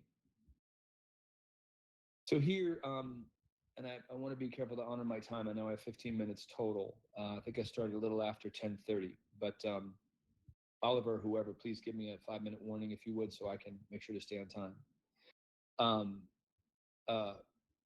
Basically, the logic here is showing this Facebook experiment is that the way that, and I was a EVP of a top 10 PR firm for about 4 or 5 years. There are so many tools to measure human sentiment. I'm really fascinated at how often people say, well, John, you've been studying positive psychology for years. It's the subject of my last 2 books, for instance. How can you actually measure something subjective? And the answer is, guess what the advertising industry does? They measure sentiment. That is subjective. In a moment that you're watching a TV show, or you're clicking on a certain button and the keystrokes can be analyzed, or your eye movements are tracked, or your sentiment in your voice is analyzed. And the second you express some sort of emotion or affect, that is when an algorithm can say, insert this ad to that person right now. And what is the goal of that ad? By the way, this is not necessarily evil. If you know this process is happening, then it's a term that's called nudging. Nudging is the same as like when a friend is helping you diet and says, hey, don't eat that 3rd piece of candy. You may be irritated at them, but you wanted it and you accepted it. There's consent. Where you are manipulated is where in that moment that you might be most vulnerable, say for a piece of candy or whatever. And it's at that moment that electronically, algorithmically, in a very real sense, the companies wanting to have you do a certain thing know you better than you know yourself, at least in that moment, then that's called manipulation. So this slide is just that Facebook wasn't doing anything, quote, evil, but their meaningful social interactions, again, their main measurement was focused on ultimately how do we get people to use Facebook longer, and their success is, like Google, they're an advertising company. So my main point here is not in any way to demonize Facebook or Google, but to say if for a moment you think that measuring human emotion to inspire well-being is something that's a craft or a business or a study or a psychology that's new, look to the advertising industry. And my call to my advertising and PR friends is, let's use these amazing technologies that have been used for a decade to inspire people to buy stuff, to now inspire people to bring kindness to themselves and to others. And the title of this talk is KindNext. And my logic is, if we can make that the new currency or the new way that people use these tools, then when we come into these immersive realms, we'll already have a sense of our identity and our actions focused on kindness as a way to move forward. All right, I may skip some of these slides because I want to honor our time. Here, just GDP, if you want to look to a great thought leader, Joseph Stiglitz, the World Economic Forum. There are so many reports from 2009 onward showing that the statistical measurements of GDP, as they were invented 70 years ago in Bretton Woods, New Hampshire, were not built to measure, for instance, the environment and caregiving. They just weren't. Bretton Woods was also where the IMF was created. These monetary structures that everyone agreed on were just that, monetary, specie, fiscal. They were not designed to be focused on well-being or to be focused on the environment. They just weren't. So we must now adopt what's called the triple bottom line, people, planet, and prosperity mindset, where in at least those three buckets, those are ways when we build any technology, we have to say, are all three of those things being honored at the same level? Not do we start with money and then design something and try to make everything else fit. Here, in the AI world, there's a lot of precedents being set that I think are also going to be set in the extended reality world. And in the AI world in the EU, there's a lot of work being done on artificial intelligence with a focus on risk, et cetera. Here, I have a number of friends that have been working on this work, and where I work with IEEE, we've helped influence these processes, which I'm really proud of. And by we, I mean the volunteers who do the work really for IEEE. But here, I'm just trying to point out that the EU, the European Union, uses the language of well-being as a way to show what they also feel should be prioritized in terms of a focus instead of just financial first. This document, Ethically Aligned Design, has a chapter on extended reality. I'll include the link later. This is work that inspired some of the work that now Kent is helping with IEEE lead beautifully. These are some more documents I can send on from where I work. And lastly, I'll just end up, because I think I have like 2 more minutes. What I'm talking about is not something that's sort of fanciful and just one guy hoping that well-being will work. I'm standing, as it were, on the shoulders of giants, especially women. Most of my heroes are women. There's a woman named Marilyn Waring who wrote a book called If Women Counted. And she is, I think, either Australian or New Zealand politician and feminist who pointed out exactly what I learned from her. I've never met her, but this book is very foundational to me because it points out, how would the world look different if women were counted in GDP? Similarly, you can ask the same question for how would the world look different if any marginalized group was also included. So here, their well-being budget for the past number of years, New Zealand, has focused on, and I know I've advanced the slide, including children, for instance, children's mental health. Their well-being budget is their new form of GDP. That's their definition of societal success for New Zealand. And their AI work and their extended reality work ladder up to that. Last slide I'll talk about is that IEEE, we have standards, like the Wi-Fi standard. It's how come you have Wi-Fi right now to see this presentation. And I was honored to be the founding chair of a project called 7010, which is not a final new measure per se. It's a way for people to learn about all these different economic well-being measures and create what we call a societal impact assessment. And I'm hoping that 7010 is something we, meaning volunteers that are involved in different work that we're focused on, can adapt this for the extended reality world. so that we can identify how does human flourishing look in an environment like this one we're in, so that even before you enter into an environment like Laval for this type of presentation, the designers and the people who created the actual technology will say, how do we know that we can improve human well-being and environmental flourishing as a prerequisite for all that we do? And with that, I'll again include my link and just say I can't wait to find out. I would love your thoughts, your advice, your insights. How does human flourishing look in this immersive world? And I would love your help to discover. Thanks so much.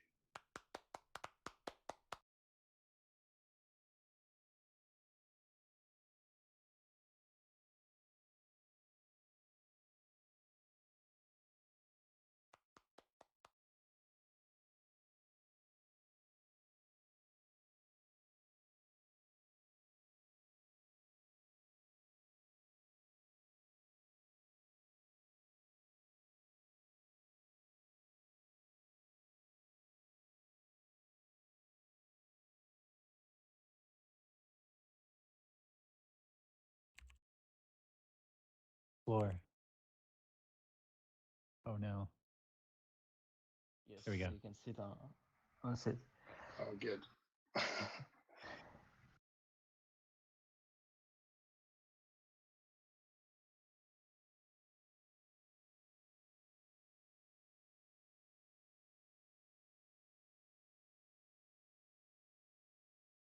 So I think we have 2 or 3 minutes, and then we'll move to start with the panel.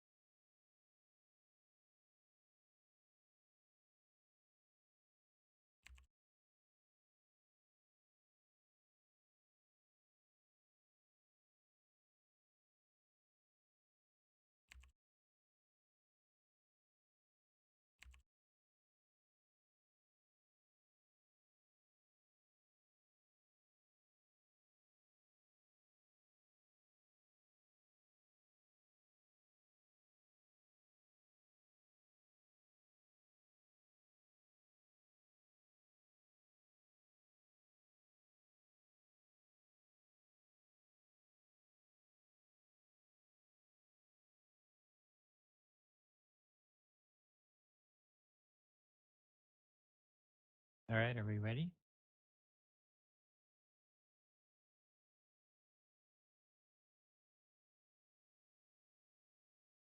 Yeah, sure, let's start.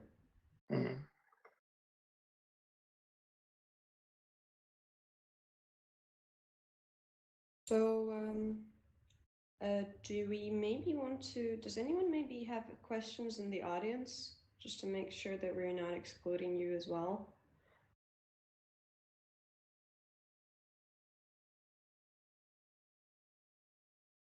Okay, well, if anything, just feel free to jump in.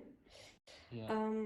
But I guess we could start with, because I see that there's a lot of amazing work that's already been done, and in terms of, identifying the frameworks that we could apply, mapping out the context, even outlining some of the priorities in terms of how we should be approaching this, how we should define flourishing in this context and so on. So I guess my question would be, and that's something I personally, care deeply about, is how should we go about making sure that all of this research, all of these amazing ideas, they reach their target audience? And what is that target audience actually? Who should be the people, to integrate all of these things into their work, into their policies, and so on? So I just would like to hear your general thoughts on that, I guess.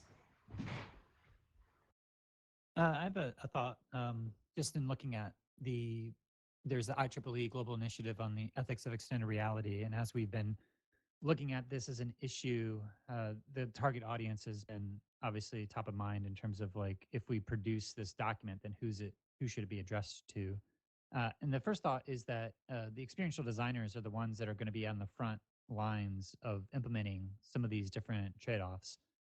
Whether it's mitigating for harassment if you have a social VR context, or generally if you're just designing applications, then if you're taking consideration diversity and inclusion, or having different aspects of accessibility in mind.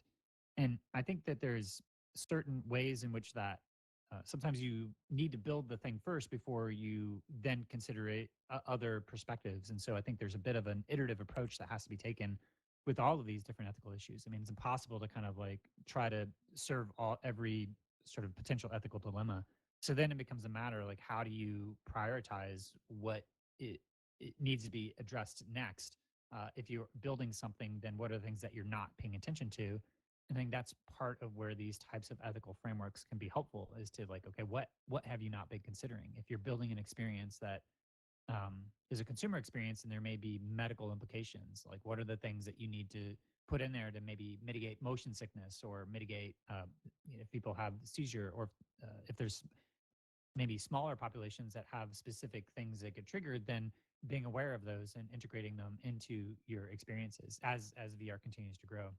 So that's at least how I've been starting to think about it, is that there's going to be sort of this phased approach, and then trying to figure out how to pay attention to these other issues. I think generally the entire XR industry is starting to look at things like accessibility as an example.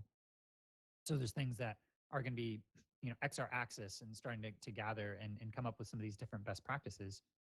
But I think in some ways that was part of the intent of the IEEE's global initiative on the ethics of extended reality, was to try to present like a document that would provide a little bit of a roadmap to help people navigate that a little bit. And to what degree we're able to achieve that it's a bit of an open question, because it's such a vast area. And it's, that's at least my thoughts though, after looking at it for a little bit. Yeah, I agree. But in that sense, do you think that the industry is sort of ready in some ways to self-regulate, so that, for example, like each organization that is concerned can kind of already start doing their work themselves? Will they do it, or do they still need, regulatory guidance or pressure to get there? Well, there's part of there's two different tracks for the IEEE effort. One is the people that are on the front lines designing these experiences, and then there's a whole other policy track. So what do the governments need to do in order to pass new laws? And the challenge with the policy issues is that, there's a technology pacing gap. So you could say that the technology is advancing probably 5, 10, 20 years ahead of where the policy makers are able to really give good conceptual frames around what's even happening. So I don't think that we should wait for the policy decisions, because they're already way behind. So there's things that need to be addressed first by people on the front lines. Yeah, agreed.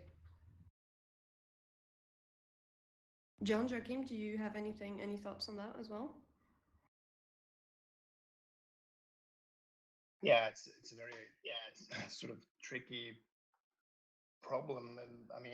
Do you just provide information, or more actively intervene? But I think I agree with what Kent is saying there. I don't think I have anything in particular to add.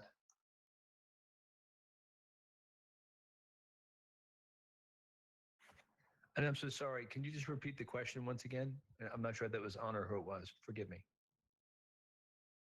No, I mean, there was sort of just, we were just sort of having a general discussion on how we should go about, implementing all this research that's been done, and whether the private sector is sort of ready to self-regulate, or will it be, unfortunately, one of those situations where sort of, the regulatory institutions are already lagging behind, but until they catch up, even at least to some extent, private corporations and others will not actually be implementing any of this in-house on their own initiative. I mean, it's just a matter of opinion, I guess. No, it's a great question. And just to add on what Ken said, the reason I brought up the whole triple bottom line thing is one aspect of why companies will or will not move forward quickly on identifying anything is because they're always being measured against success from a single bottom line.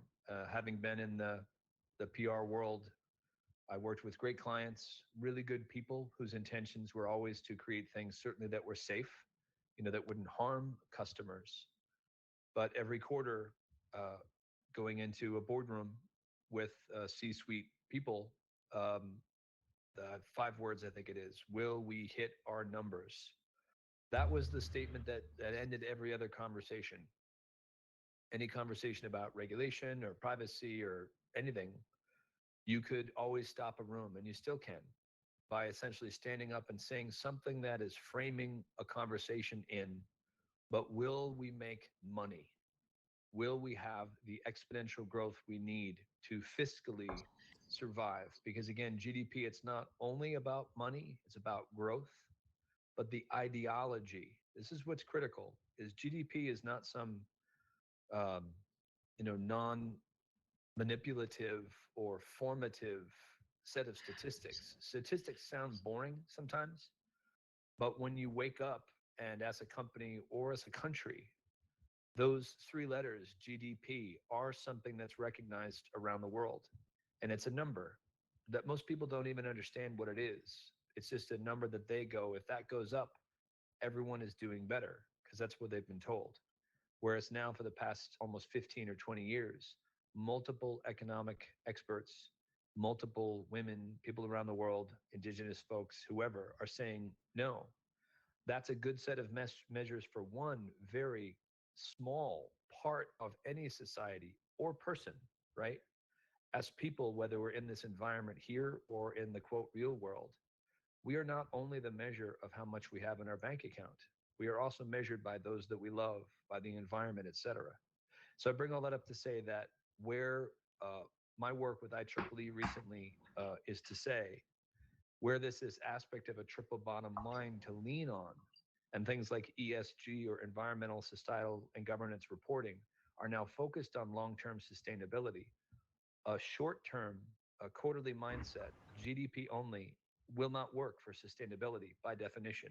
So this triple bottom line, where it's a way to envision a future in a new way, prioritizing people and the planet first, is a way that hopefully then companies won't be as scared or reluctant to moderate how they move forward, because they have a new path. The existing paradigm, they don't have a path. Legally, they are bound by law, shareholder law, to maximize shareholder profits. So it doesn't make sense to only say, be successful in that realm when they can't be.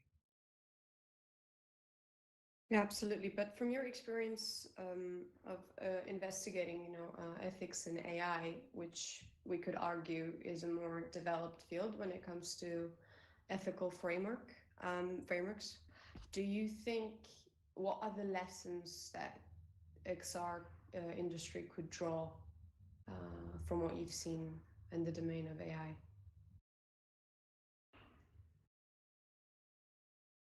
And Anna, is that for me, or do you want me to? Because I'll let Ken go. Yeah, for you as well as for others, if there are any points of view there. Yeah, my first thought was just that the algorithmic bias is probably one of the bigger ones in terms of the way that the data that you're collecting to be able to make judgments and decisions.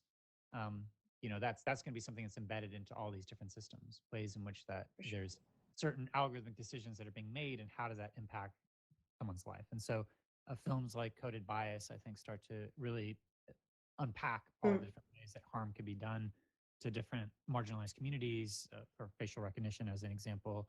And I think something like things like algorithmic bias that has much more impact when it comes to the government's implementation of some of these different things upon the population, because it could have higher stakes. So someone could be arrested and put in jail for, like, say, 30 years based upon some sort of algorithmic decision. Whereas in the consumer space, there's not as much high stakes, although there are still concerns that need to be done. And I think that's part of why there's a whole movement of the Algorithmic Justice League within the United States to try to see if we need some sort of oversight when it comes to some of these different decisions that are being made, and what kind of transparency do we have around that as well. So that's from when I've looked at different AI ethics. Those are the things that I think is probably, for me at least, one of the bigger things that has the most immediate impact on virtual worlds. Yeah, that makes sense. Thanks. John, you were going to say something? I think what I've just gotten used to in the last 10 years, and I think people here are probably the same way in regards to immersive or emerging tech. It's hard to tell people about a new paradigm. And I think I fell in love with augmented reality back in 2007 or 8. And people, I think, got tired of me talking about it, because I was trying to tell them, look, if you put a digital interface over your eyes, then literally you see the world in a brand new way.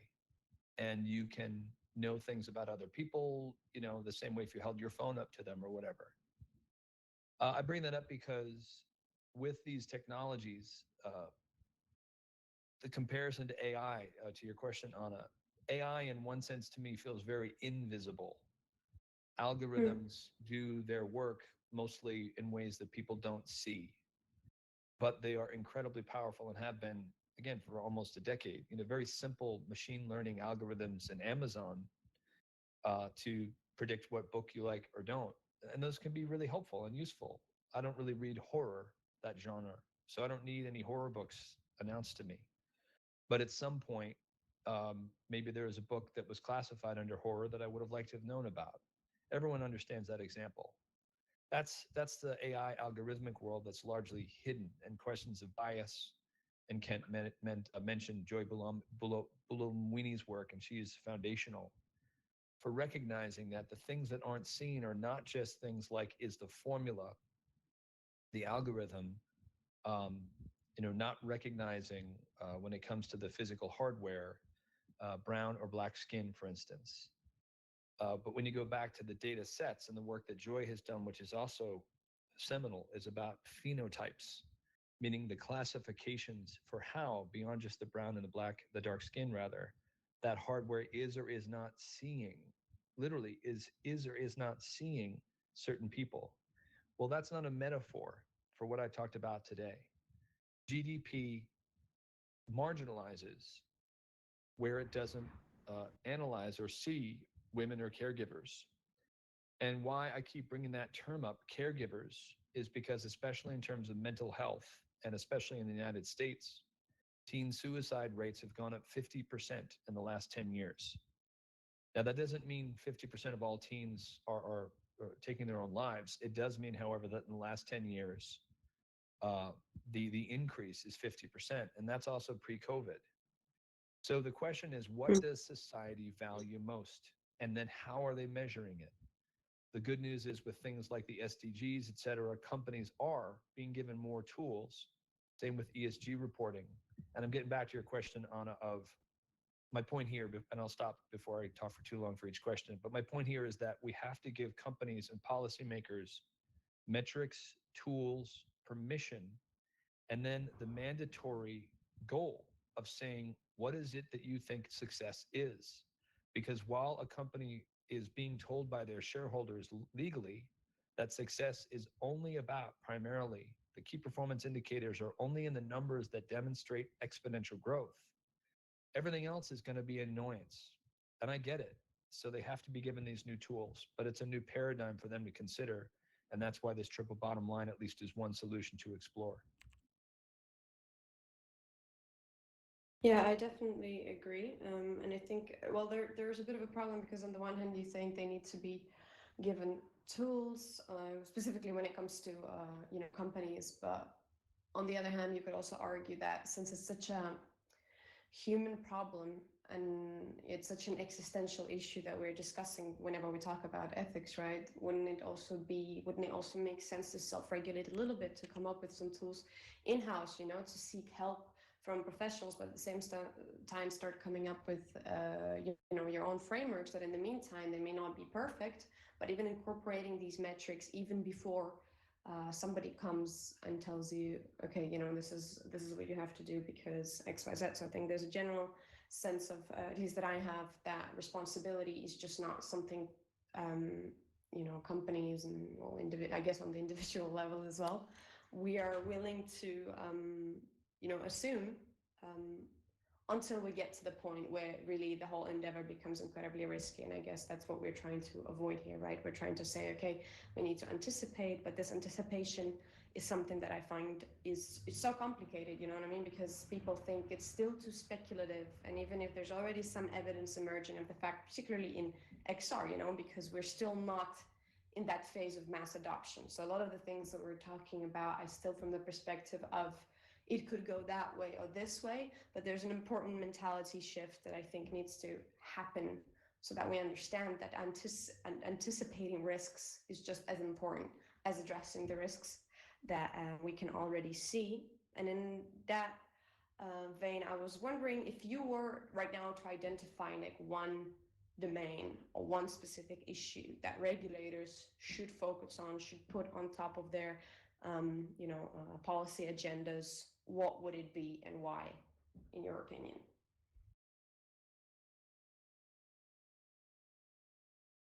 Well, for me, it's the fact that we don't have a good definition for this computed data or biometrically inferred data, or what Britton Heller calls biometric psychography.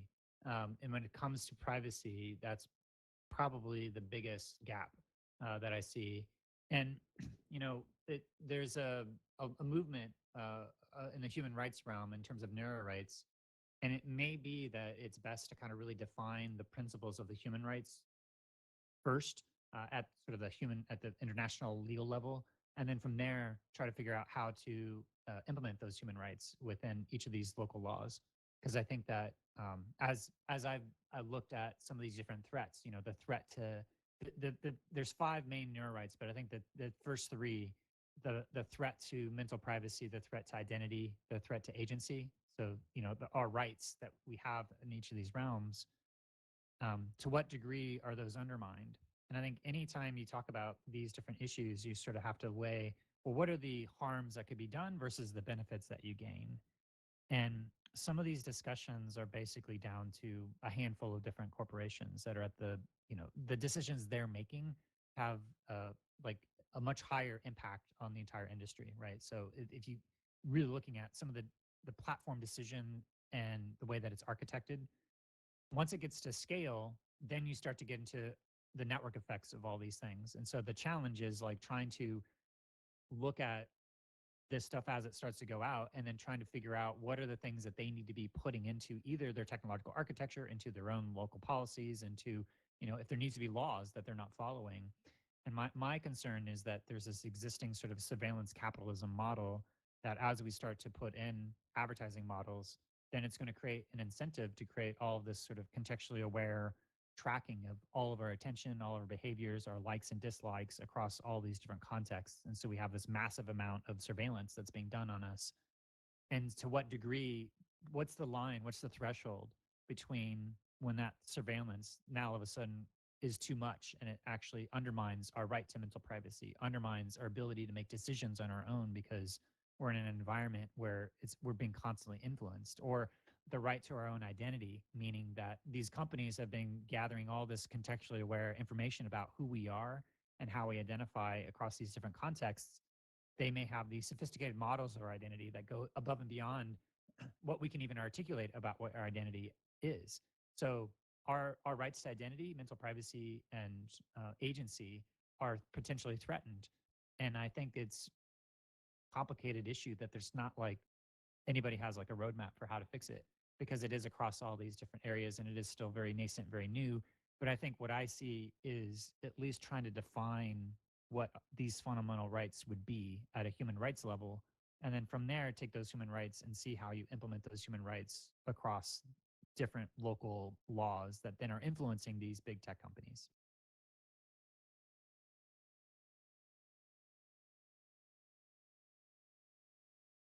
Yeah, that's a very good point. And I think in terms of surveillance capitalism, I think for me personally, I never quite understood. I mean, I do, but I don't agree with the fact that we're witnessing such an oligopolistic arrangement still. And I wonder where antitrust laws could also come in. And I think one of the problems, I mean, we've all probably seen, you know, these Senate hearings and where they bring in Mark Zuckerberg and others, you know, and then they try to explain what they do. And then there's sort of the lawmakers that are completely perplexed by the whole thing. So maybe the technical complexity of it all has been, you know, a problem and has been something that hindered some political action in the domain from policymakers specifically, you know. But for me personally, it's also something that I find really strange, that such huge amount of power and surveillance power can currently be aggregated in the hands of a handful of companies, and nothing is still, you know, being done about it. And there, I don't see much attempts at breaking down these oligopolies.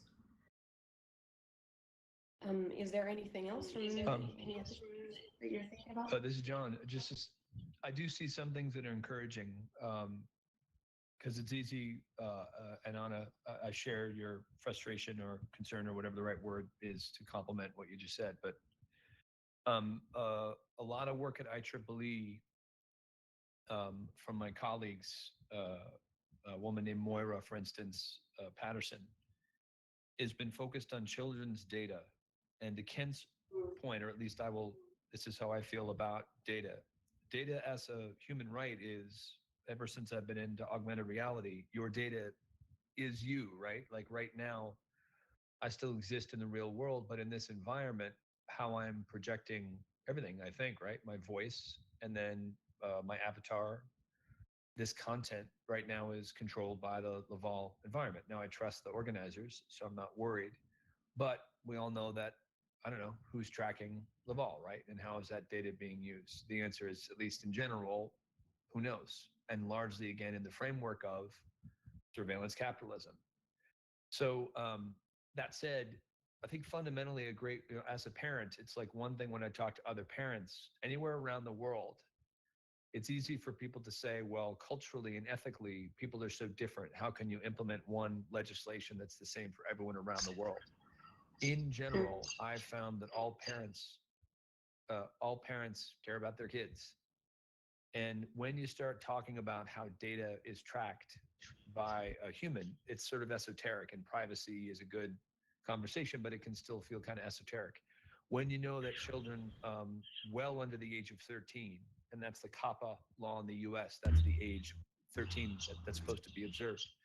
But kids are actively being targeted at age 9, 8, 7, and 6, and 5. And that's targeted for everything for pornography, to buy things. And there's a woman named Baroness Beeben Kidron, who IEEE has worked with to help create standards based on work that she started in the UK, which is groundbreaking, which prioritizes essentially a child's right to be a child, which is aspects of identity and agency, but essentially it's also a human right, meaning that doesn't mean that a child or their caregivers can't be introduced to certain things. It just means it's too early in the game, as it were, with even the internet, to sort of say, well, I guess when a kid is 3 or 4, it's okay that they've been exposed to, you know, pornography and child trafficking, et cetera. So I say all that as encouragement, where people can sort of level set and say, we actually do want to protect our children. And that's a great way to remind them, you know, P.S., children are just young humans. So how about the identity and data issues and portability and protection, not just GDPR, you know, privacy issues, but real portability and parity in terms of data and identity. That has to happen for children because it has to happen for all humans.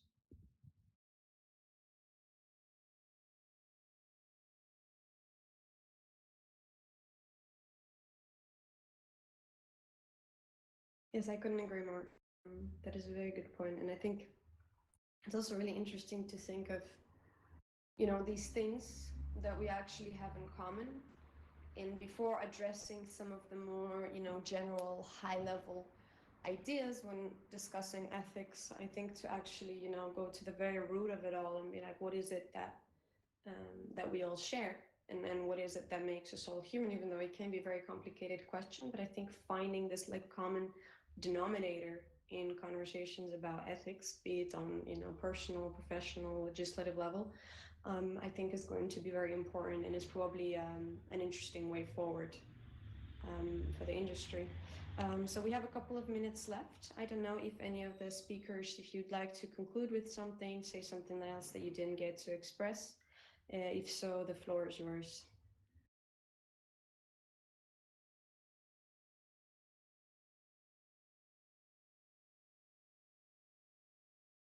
Well, I guess one of the things that I think of is that there's different ways in which that some of these ethical contexts can be in conflict with each other. And, you know, there's never going to be an exact algorithm for how to balance these.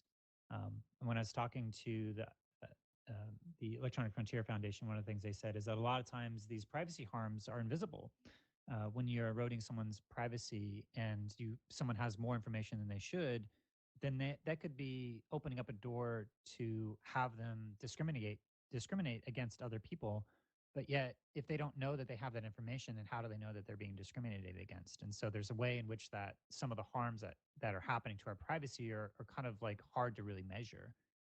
And so I think that's part of a challenge when it comes to, you know, measuring the harm done versus the benefit, is that sometimes it's actually difficult to get a hold of that. But also the ways in which that some of these different contexts may be in conflict with each other. One example that is a contemporary example is that Facebook has said, well, maybe we should consider doing facial recognition within augmented reality.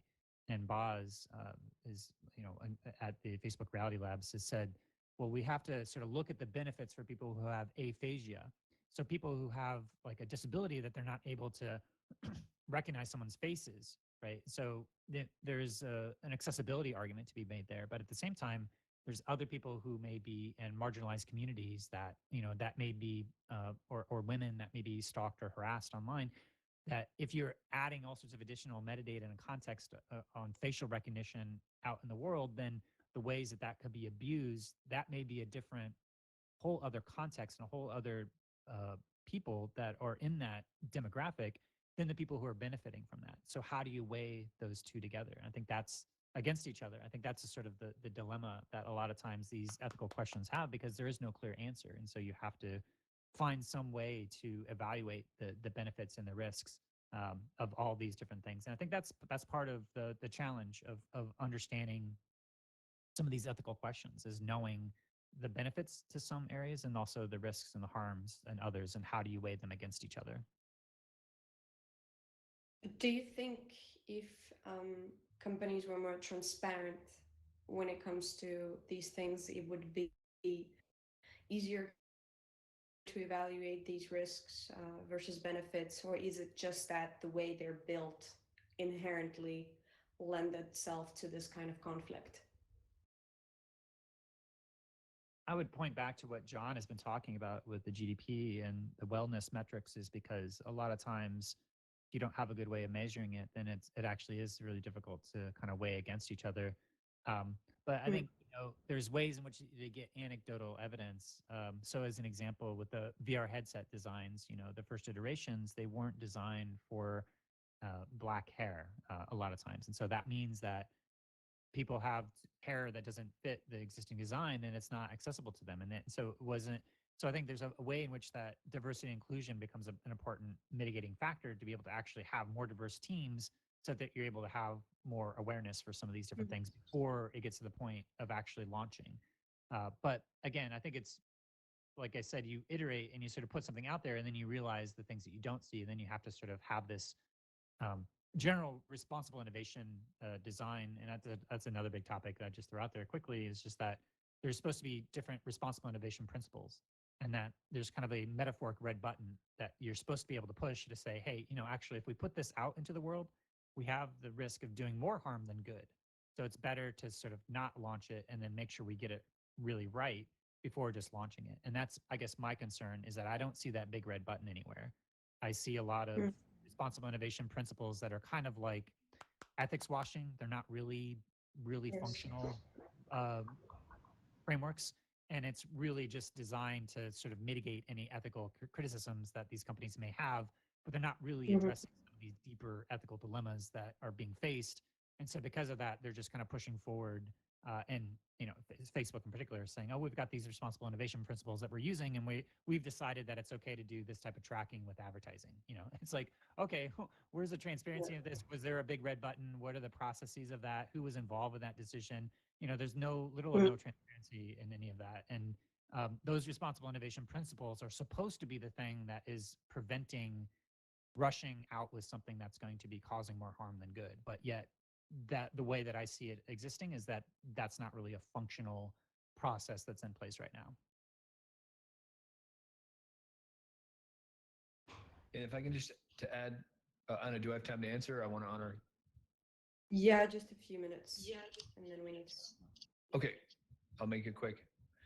I agree with Kent. I think a big part of the reason I see a lot of responsible innovation assessment tools or what have you, let's say being confusing, is if there's not a definition of the word responsible, and especially a recognition that the word responsible in English to a Western audience may be completely different to a person from Korea or someone from the Maori tradition in New Zealand.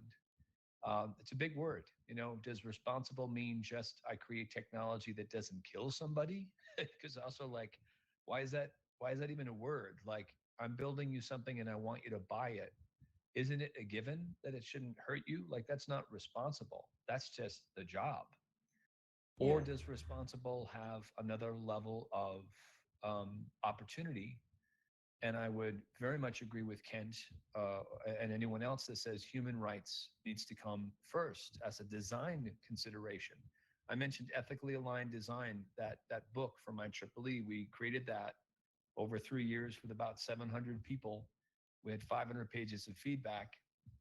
And via consensus, the first principle for AI design is human rights. And that means using things like the Ruggie principles, which is a business sort of impact assessment tool of how to know how to use human rights law to think about design. But the whole point is if you're going to design something and you haven't asked what human rights would be violated or what human rights could be improved, then you can't say you know whether your product, service, or system, how it affects human rights. I would say that that's not just not honoring human rights as a principle, that's irresponsible. And I think the thing that's important to tell business people or whoever else is, it's not just about, it's not just about the stick. When you honor human rights, it's not just saying, well, I won't get sued or I won't go to, I won't be from a PR standpoint looked as an immoral company. You have the opportunity for innovation, where innovation does not just mean people buy more of your stuff faster. Innovation means you can say, we're the brand that honors human rights. That builds trust. Same thing too, responsible for me, as I'm just making my final point from my presentation, means you can demonstrably say before you design something, this tool, this AI tool, this emerging reality, this immersive environment was designed and tested to show that it will increase human and environmental flourishing. And if someone says how, then you can point to the UN SDGs or other existing metrics. And it's okay if people want to say, I don't agree with that metric or not. But the point is there is one, versus saying, when I say, hey, how do you know if your product is harming someone's mental health? And the answer is, I don't know. That's not responsible innovation. That is poor, reckless design.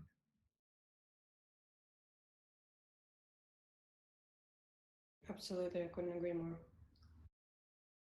And I think, yeah, we'll see where it goes with the metrics, the different tools, everything. I think we definitely need to be very critical and we need to clarify some of the definitions. And I think at the end of the day, each organization needs to be like, there may be some general frameworks, but at the end of the day, each and every organization that is developing immersive products and worlds needs to make some kind of a, in-house, very concrete, subjective assessment of what it is concretely that they do and what are the resources that they have and so on, instead of just doing the ethics washing and clinging on to like saying, oh, we've ticked this box and that box. So I think it's going to be exciting. It's going to be exciting to see what we come up with, and what the industry comes up with. And on that note, thank you very much, everyone. We need to wrap up. It was a big pleasure participating here at Laval and talking to you all, having you all here.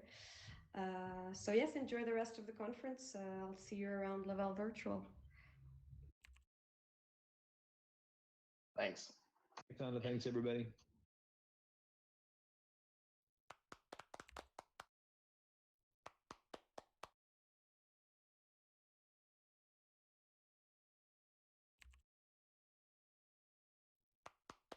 Hey, man, that was an awesome panel.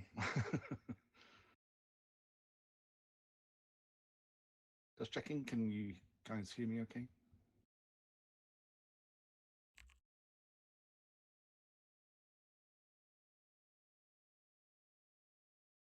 Yeah, we can hear you, Neil. Great. All right.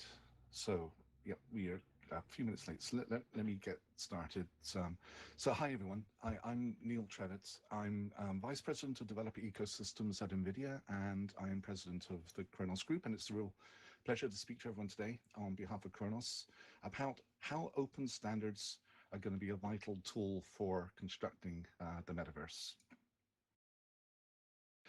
And over the controls.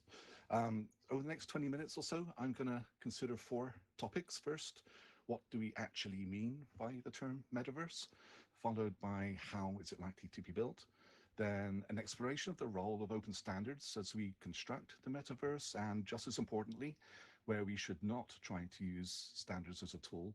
And finally, we'll cover some hot off the press updates on 2 of the Khronos open standards that we think are likely to be metaverse components.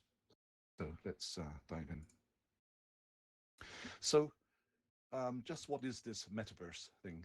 In preparing for this, it's been a pleasure to talk to and research a lot of the latest views from many individuals and companies that are leading the way on the metaverse construction.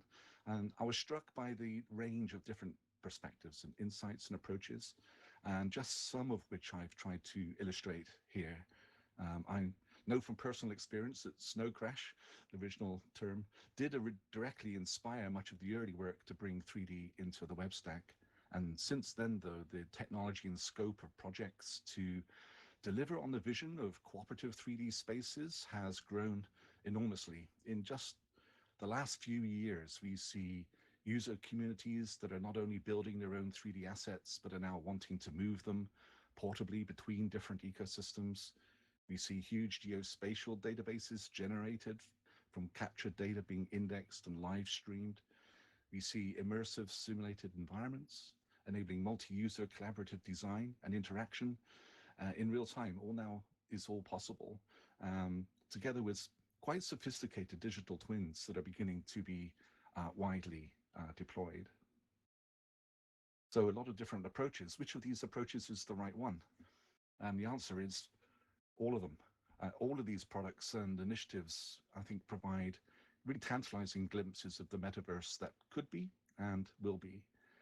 But there remain many challenges to bring these technologies together at currently unheard of levels of scale and interoperability. So I have to think it's unlikely that any one company can solve all of these technological, legal, sociological issues for the complete metaverse in all of its complexity and diversity.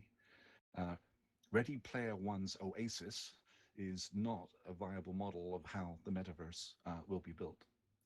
So instead, I think the metaverse will continue to be transformed and evolved over the coming years through an awesome, messy mix of products and ideas and innovations, sometimes competing, sometimes synergizing, resulting in Darwinian successes and failures that's going to elevate the ideas and products that generally move the industry forward. This is going to be an exciting time for any company working in this space. But I'm here to talk about what role standards can play in building the metaverse. So let's get to that. So let's start with a basic standardization question. Just what is an open standard? Many standards define interoperability, enabling precise communication, such as, for example, an API for a software application to drive a hardware device. The tech industry uses thousands of interoperability standards as they really are essential to remove industry friction and grow market opportunities for everyone.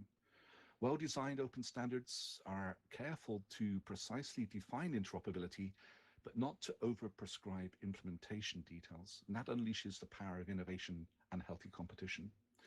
Also, truly open standards are not controlled by any one company. And that means we need industry cooperation to create and evolve them.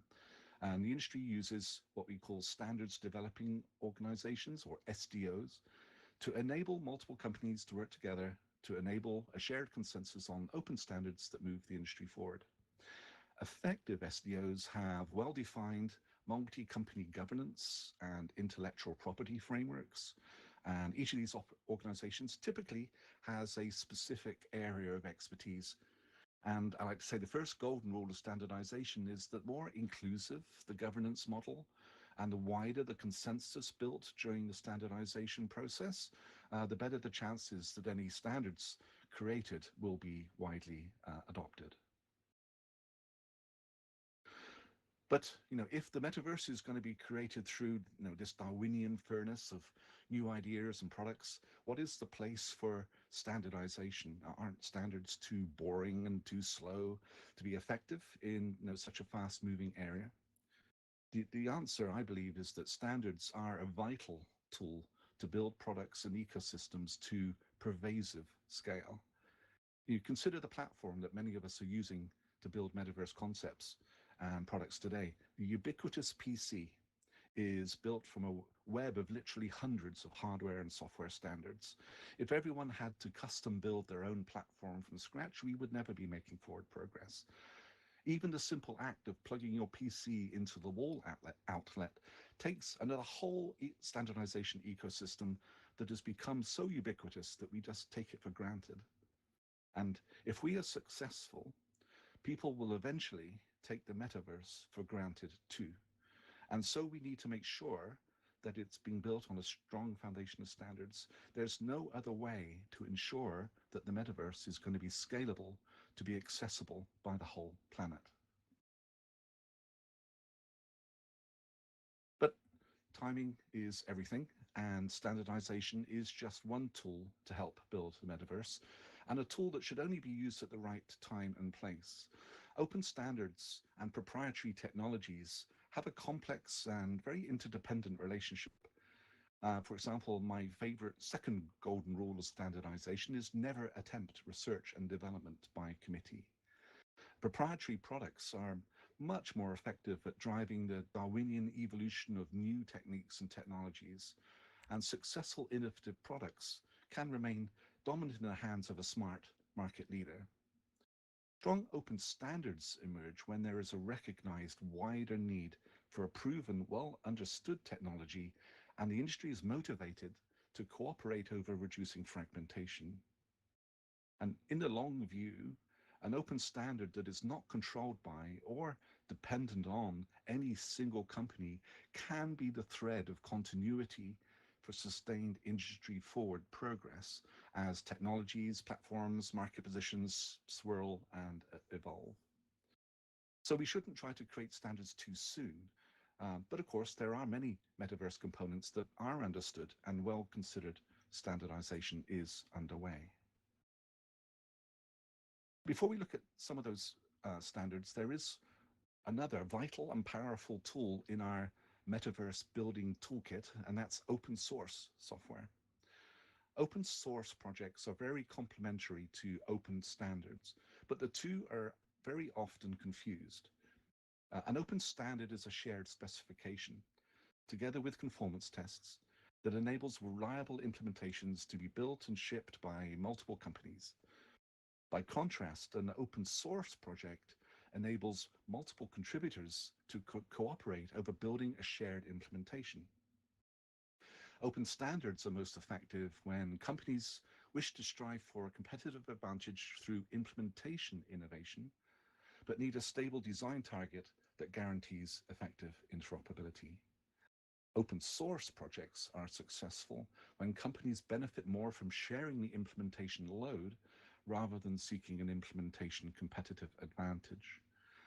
Open source projects can often react more quickly than a consensus-based standard, though that can turn into a problem sometimes for hardware products with longer design cycles. It's hard for them to keep up.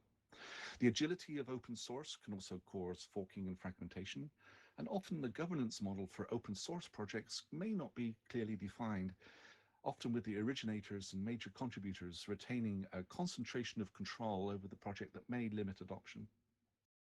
An open source project, particularly one that is not under true multi-company governance, is not a true consensus-based open standard, but it can still be a powerful and appropriate tool, depending on the circumstances.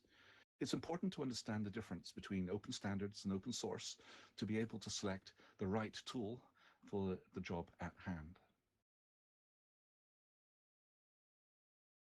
So let's get a quick update on some Khronos open standards. And if you haven't come across this before, Khronos is an open consensus-based standards consortium. We are an SDO, providing a safe place for the industry to cooperate and create interoperability standards that enable applications to access the power of 3D graphics, virtual and augmented reality, and parallel computation. Khronos is a non-profit, and all the standards that we create are open and royalty-free for the industry to use. We've been developing open standards now for over 20 years and have 160 members that includes everyone from the largest companies down to small startups. And here are some of the Khronos standards that are most relevant, we think, to the metaverse.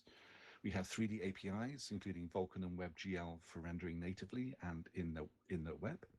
We have 3D asset formats, including GLTF and the new 3D Commerce Working Group. It's interesting, it's ramping up the reliable use of 3D assets for e-commerce to industrial scale. We have APIs and languages for parallel computation, including vision processing and inferencing.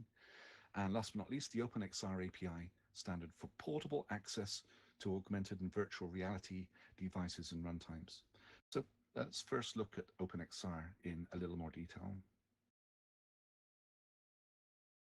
So OpenXR defines a common API that all XR runtimes can expose to application and engine developers, enabling XR software to be written once and to run on any OpenXR conformant hardware. OpenXR enables device vendors to continue to innovate in the design and implementation of their hardware and runtimes, but the industry has now agreed how to consistently expose the capabilities of those XR devices to software developers to avoid industry fragmentation. And as with all Khronos standards, OpenXR is extensible, and there are already cross-vendor hand and eye tracking extensions for building advanced user interfaces. The hand tracking extension defines a consistent hand articulation model that is shipping on HoloLens 2, and Ultraleap also has a developer preview. The eye tracking extension has been developed by sensor vendors including Tobii and will enable natural eye gaze interactions. And this extension is also already shipping on HoloLens 2. And looking forward, the OpenXR working group is defining cross-vendor extensions for accessing spatial information about the user's real-world surroundings and expanding haptics and body tracking support to enable even richer XR experiences.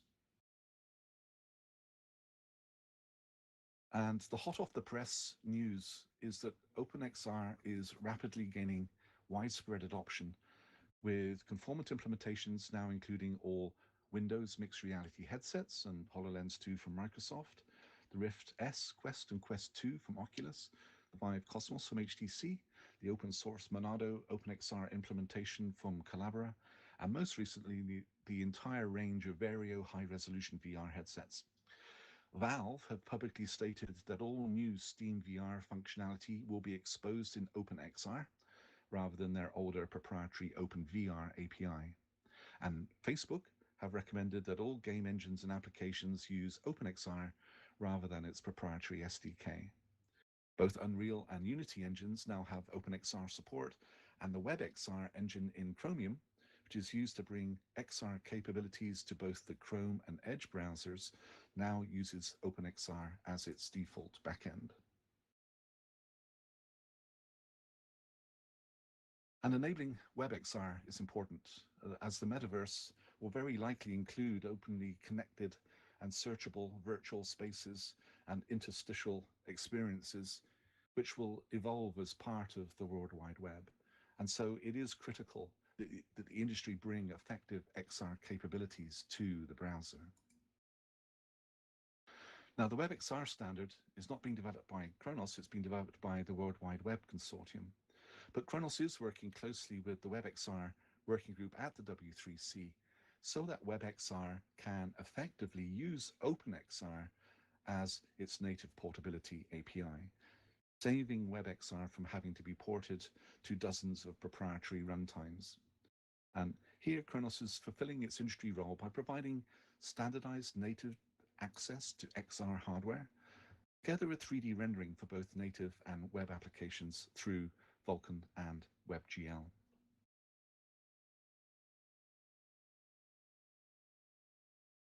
The second Khronos standard I want to mention is GLTF, which grew from the realization that all major media types, including images, audio, and video, had formats designed for efficient and compact distribution, except 3D. And those efficient transmission formats had generated significant market opportunities that 3D was missing out on. So Khronos designed the GLTF 3D asset format to be compact and easy to process, so it could become pervasively adopted.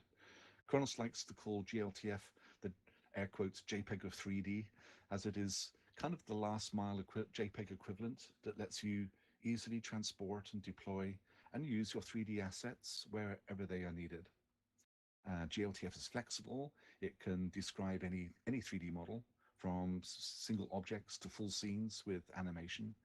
It's a pure asset format, and so can be used in any runtime or application.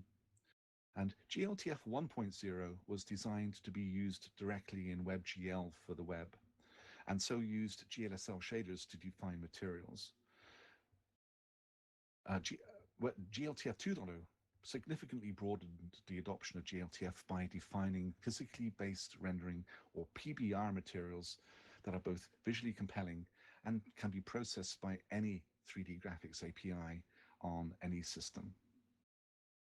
And it was really GLTF 2.0 that really turbocharged industry adoption, and support for GLTF is now widespread throughout the industry as companies realize the efficiency and the cost savings of having tools, apps, and engines that can all communicate assets easily to each other. So the companies on this chart here have all implemented GLTF support, both tools that generate GLTF assets and engines and applications that ingest those GLTF models.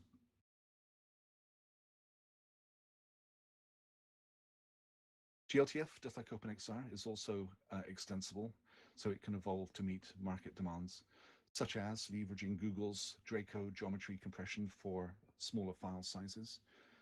In December last year, Khronos released a set of GLTF PBR material extensions, including clear coat, transmission, and sheen for more visually compelling assets. And another wave of PBR extensions, including volume materials with refraction and attenuation, will be shipping very soon, with more to come. The evolution of the GLTF roadmap is carefully raising the industry-accepted minimum bar for PBR materials that can be rendered universally, including on mobile devices and in the web. And in another major development, Khronos recently launched a new version of the KTX GPU texture container format. Sounds boring, but actually it's really enabling. KTX 2.0 supports basis universal super compressed GPU textures, giving you compact textures can be efficiently transcoded directly into a variety of native GPU compressed formats at runtime. This enables universally usable GLTF 3D assets, regardless of the platform you're shipping to, with significantly reduced download size and GPU memory usage, particularly valuable on mobile devices. There is already strong early adoption of GLTF with KTX 2.0 in 3D commerce viewers and apps for streaming large geospatial datasets. And we think this will soon benefit 3D users everywhere. And of course, Khronos is constantly evolving GLTF's roadmap to ensure it plays an effective role in the evolution of the metaverse.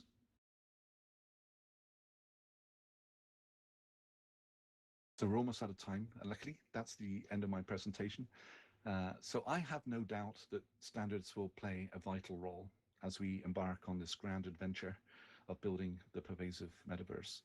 But standards are not the only tool and not the best tool in many situations. And I hope this short presentation has uncovered some helpful clarity on what makes a standard truly open and the strengths and weaknesses of open standards versus open source and proprietary technologies, so we can all use each of them effectively. If you identify a friction point in the industry that can be solved through interoperability standards, and there is a consensus that it's not too early for standardization, then go out and find or create a safe place for industry cooperation with a well-defined consensus-based governance model. And if your interoperability problems concern low-level API and format standards for driving hardware acceleration, then come and talk to us at Khronos. We are always open to proposals for new standardization initiatives and would love to talk. So that's it. Thank you very much, and happy to take any questions. Hi, Neil. This is Kent Bai from the Voices of VR podcast. Curious if you could comment on the open metaverse interoperability group. I know they've been working on trying to, it's mostly for folks on the open web. It seems to be that in order to actually sort of push forward different aspects of the metaverse, there's all the closed walled garden stuff that's happening in like Unity apps and Epic games and, like the Steam store and Oculus, but yet I don't know if you suspect that like in order to really have like a metaverse, it has to be sort of open and to be able to go from one world to the next. So I'm not sure if you've been tracking what the open metaverse interoperability group's been doing, but I'd be curious to hear if you've been in touch with them or seen some of their efforts, because it seems like in order to actually build some of this out in like a WebXR context, or if you expect that, there's going to be sort of building out some of the foundations of the metaverse within the context of like these closed wall gardens, say like a VR chat or Rec Room. Some of the principles may be happening, but what's it going to actually take to be having a viable metaverse? Yes, so we haven't talked to them, but I am aware of what they're doing. Hey, Ken, it's good to talk to you. I think what they're doing is going to be a vital part of the mix. And do I think that the metaverse will eventually be open? Yes, I do. Do I think though that there's going to be some closed walled gardens within the metaverse? Yes, I do. It really goes back to kind of the opening slide. It's going to be a Darwinian mix of different techniques, technologies, business models, and there is going to be no one benign dictator who says, okay, you have to do it this way. The standards to enable interoperability and portability, I think, are going to rise in the Darwinian soup because they provide value to most end users. But open standards and open ecosystems and portably interconnected ecosystems are going to have to fight for their right to exist within the Darwinian evolutionary landscape. But I do think that it will win out in the end. I think that is the vision that most people have for the metaverse and will add most end user value. And so any initiatives to encourage open communication and interoperability are to be encouraged. Cool, thanks. Okay, we are almost out of time. Any other questions before we break? What do you think of the use of WebXR do you think it will enlarge in the future in, for example, education, or do we more see Unity-based or Unreal-based platforms being capable of running on standalone devices? Good question. So again, I think there is going to be no one XR engine to rule them all. It's going to be a really diverse landscape. And I think if you look at the native engines like Unity and Epic versus WebXR, they have different strengths and weaknesses. You know, a native engine, particularly like an Unreal engine, can do tremendous innovation in performance and capabilities. Unreal Engine 5 is an amazing piece of technology. You do geospatial streaming. There are all kinds of innovation going on in the native engine space, but the web is obviously going to be a vital part of the metaverse, and WebXR is doing great work in figuring out how to deliver XR experiences in the web. And the strength of the web, of course, is that it's pervasively available and accessible to way more people than any native engine will ever be. And so for certain class of content, a certain type of content that needs to be widely available, just like we all use the web every day, we will be using XR in the web every day. Will we only be using XR in the web? No, of course not. There will be applications too. But I do believe that the web is going to be probably the most important platform for delivery of XR experiences, and WebXR therefore is a vital first step on that journey. Right. So have you seen tremendous growth in some of these WebXR platforms? Is it Frame or is it Mozilla Hubs that has been growing a lot, or what have you seen growing in WebXR? Yeah, it's the WebXR standard. It's an open, it's open standard, but it's primarily, from what I've seen, it's been driven by the browser vendors, which is not surprising. They're the companies that actually have to ship the technology. I've seen a lot of activity from Mozilla and Google in particular, and but it has the support of all the browser vendors, and it's great to see that work ongoing. But Google has been stopping like their Google Poly platform. Have they developed something else to actually give more people the tools in their hands? Yeah, I shouldn't speak for Google, but in particular, but there's it really comes back to, we're in the early days of experimentation. We need companies to try things, abandon things, try new things again. That's the way we're going to make forward progress. It's going to be chaotic for a while. We're not going to have a single platform that is the obvious single place for everyone to go, maybe forever. But it's good that companies try out new things. Yes, for sure. Thank you. And I see another question from Kent about the Open 3D engine from Linux Foundation. Yeah, that's another awesome development. Lumberyard is a pretty cool engine, and the fact now we have a native engine in open source is another fantastic building block that we can all use. So they don't have WebXR on their roadmap. Yeah, I've just seen the announcement, so I don't have any details. But obviously, WebXR is for the browser, and the Lumberyard engine, or now the Open 3D engine, is native. But yes, there could well be some interporting going on. It's now possible to take quite sophisticated native apps and to take it into the web. So it'll be interesting to see what they want to do there. All right, I think we're out of time. Any last questions? All right, we'll finish up there. Thank you, everyone. Thank you for your time. Thank you as well.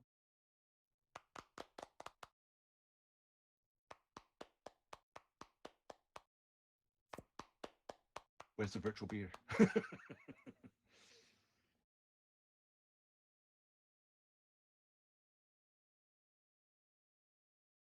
Thank you, Neil.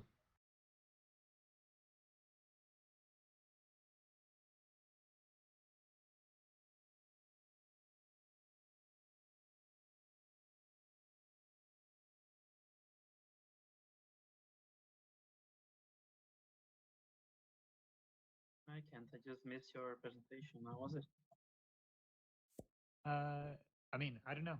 You'd have to ask other people. I thought it went okay. We had groups talk in a discussion. Yeah. Yeah. Great. So good to see you here as well. Yeah, I have my slides online and look at those. Sure. Any next speaker coming up here, or is it another space that we should visit now? Oh, I don't know. Yeah, we just yeah, I'm not sure. I may go to the networking or the expo hall just to kind of take a look around. Mm-hmm. It's great to see that this event is now hybrid. You can see the live stream of the actual exhibition and the reception. Yeah. Yeah, I'm gonna go check out the exhibition hall, I think now. Yeah, me too. Yeah. So you think that people have exhibition in the real world and in the virtual world? Yeah, I think they're having an in real life exhibition as well. So Yeah. I've just seen that on the live stream. So let's go to exhibition hall 1 and see if they're also in virtual reality. Yeah. Yeah.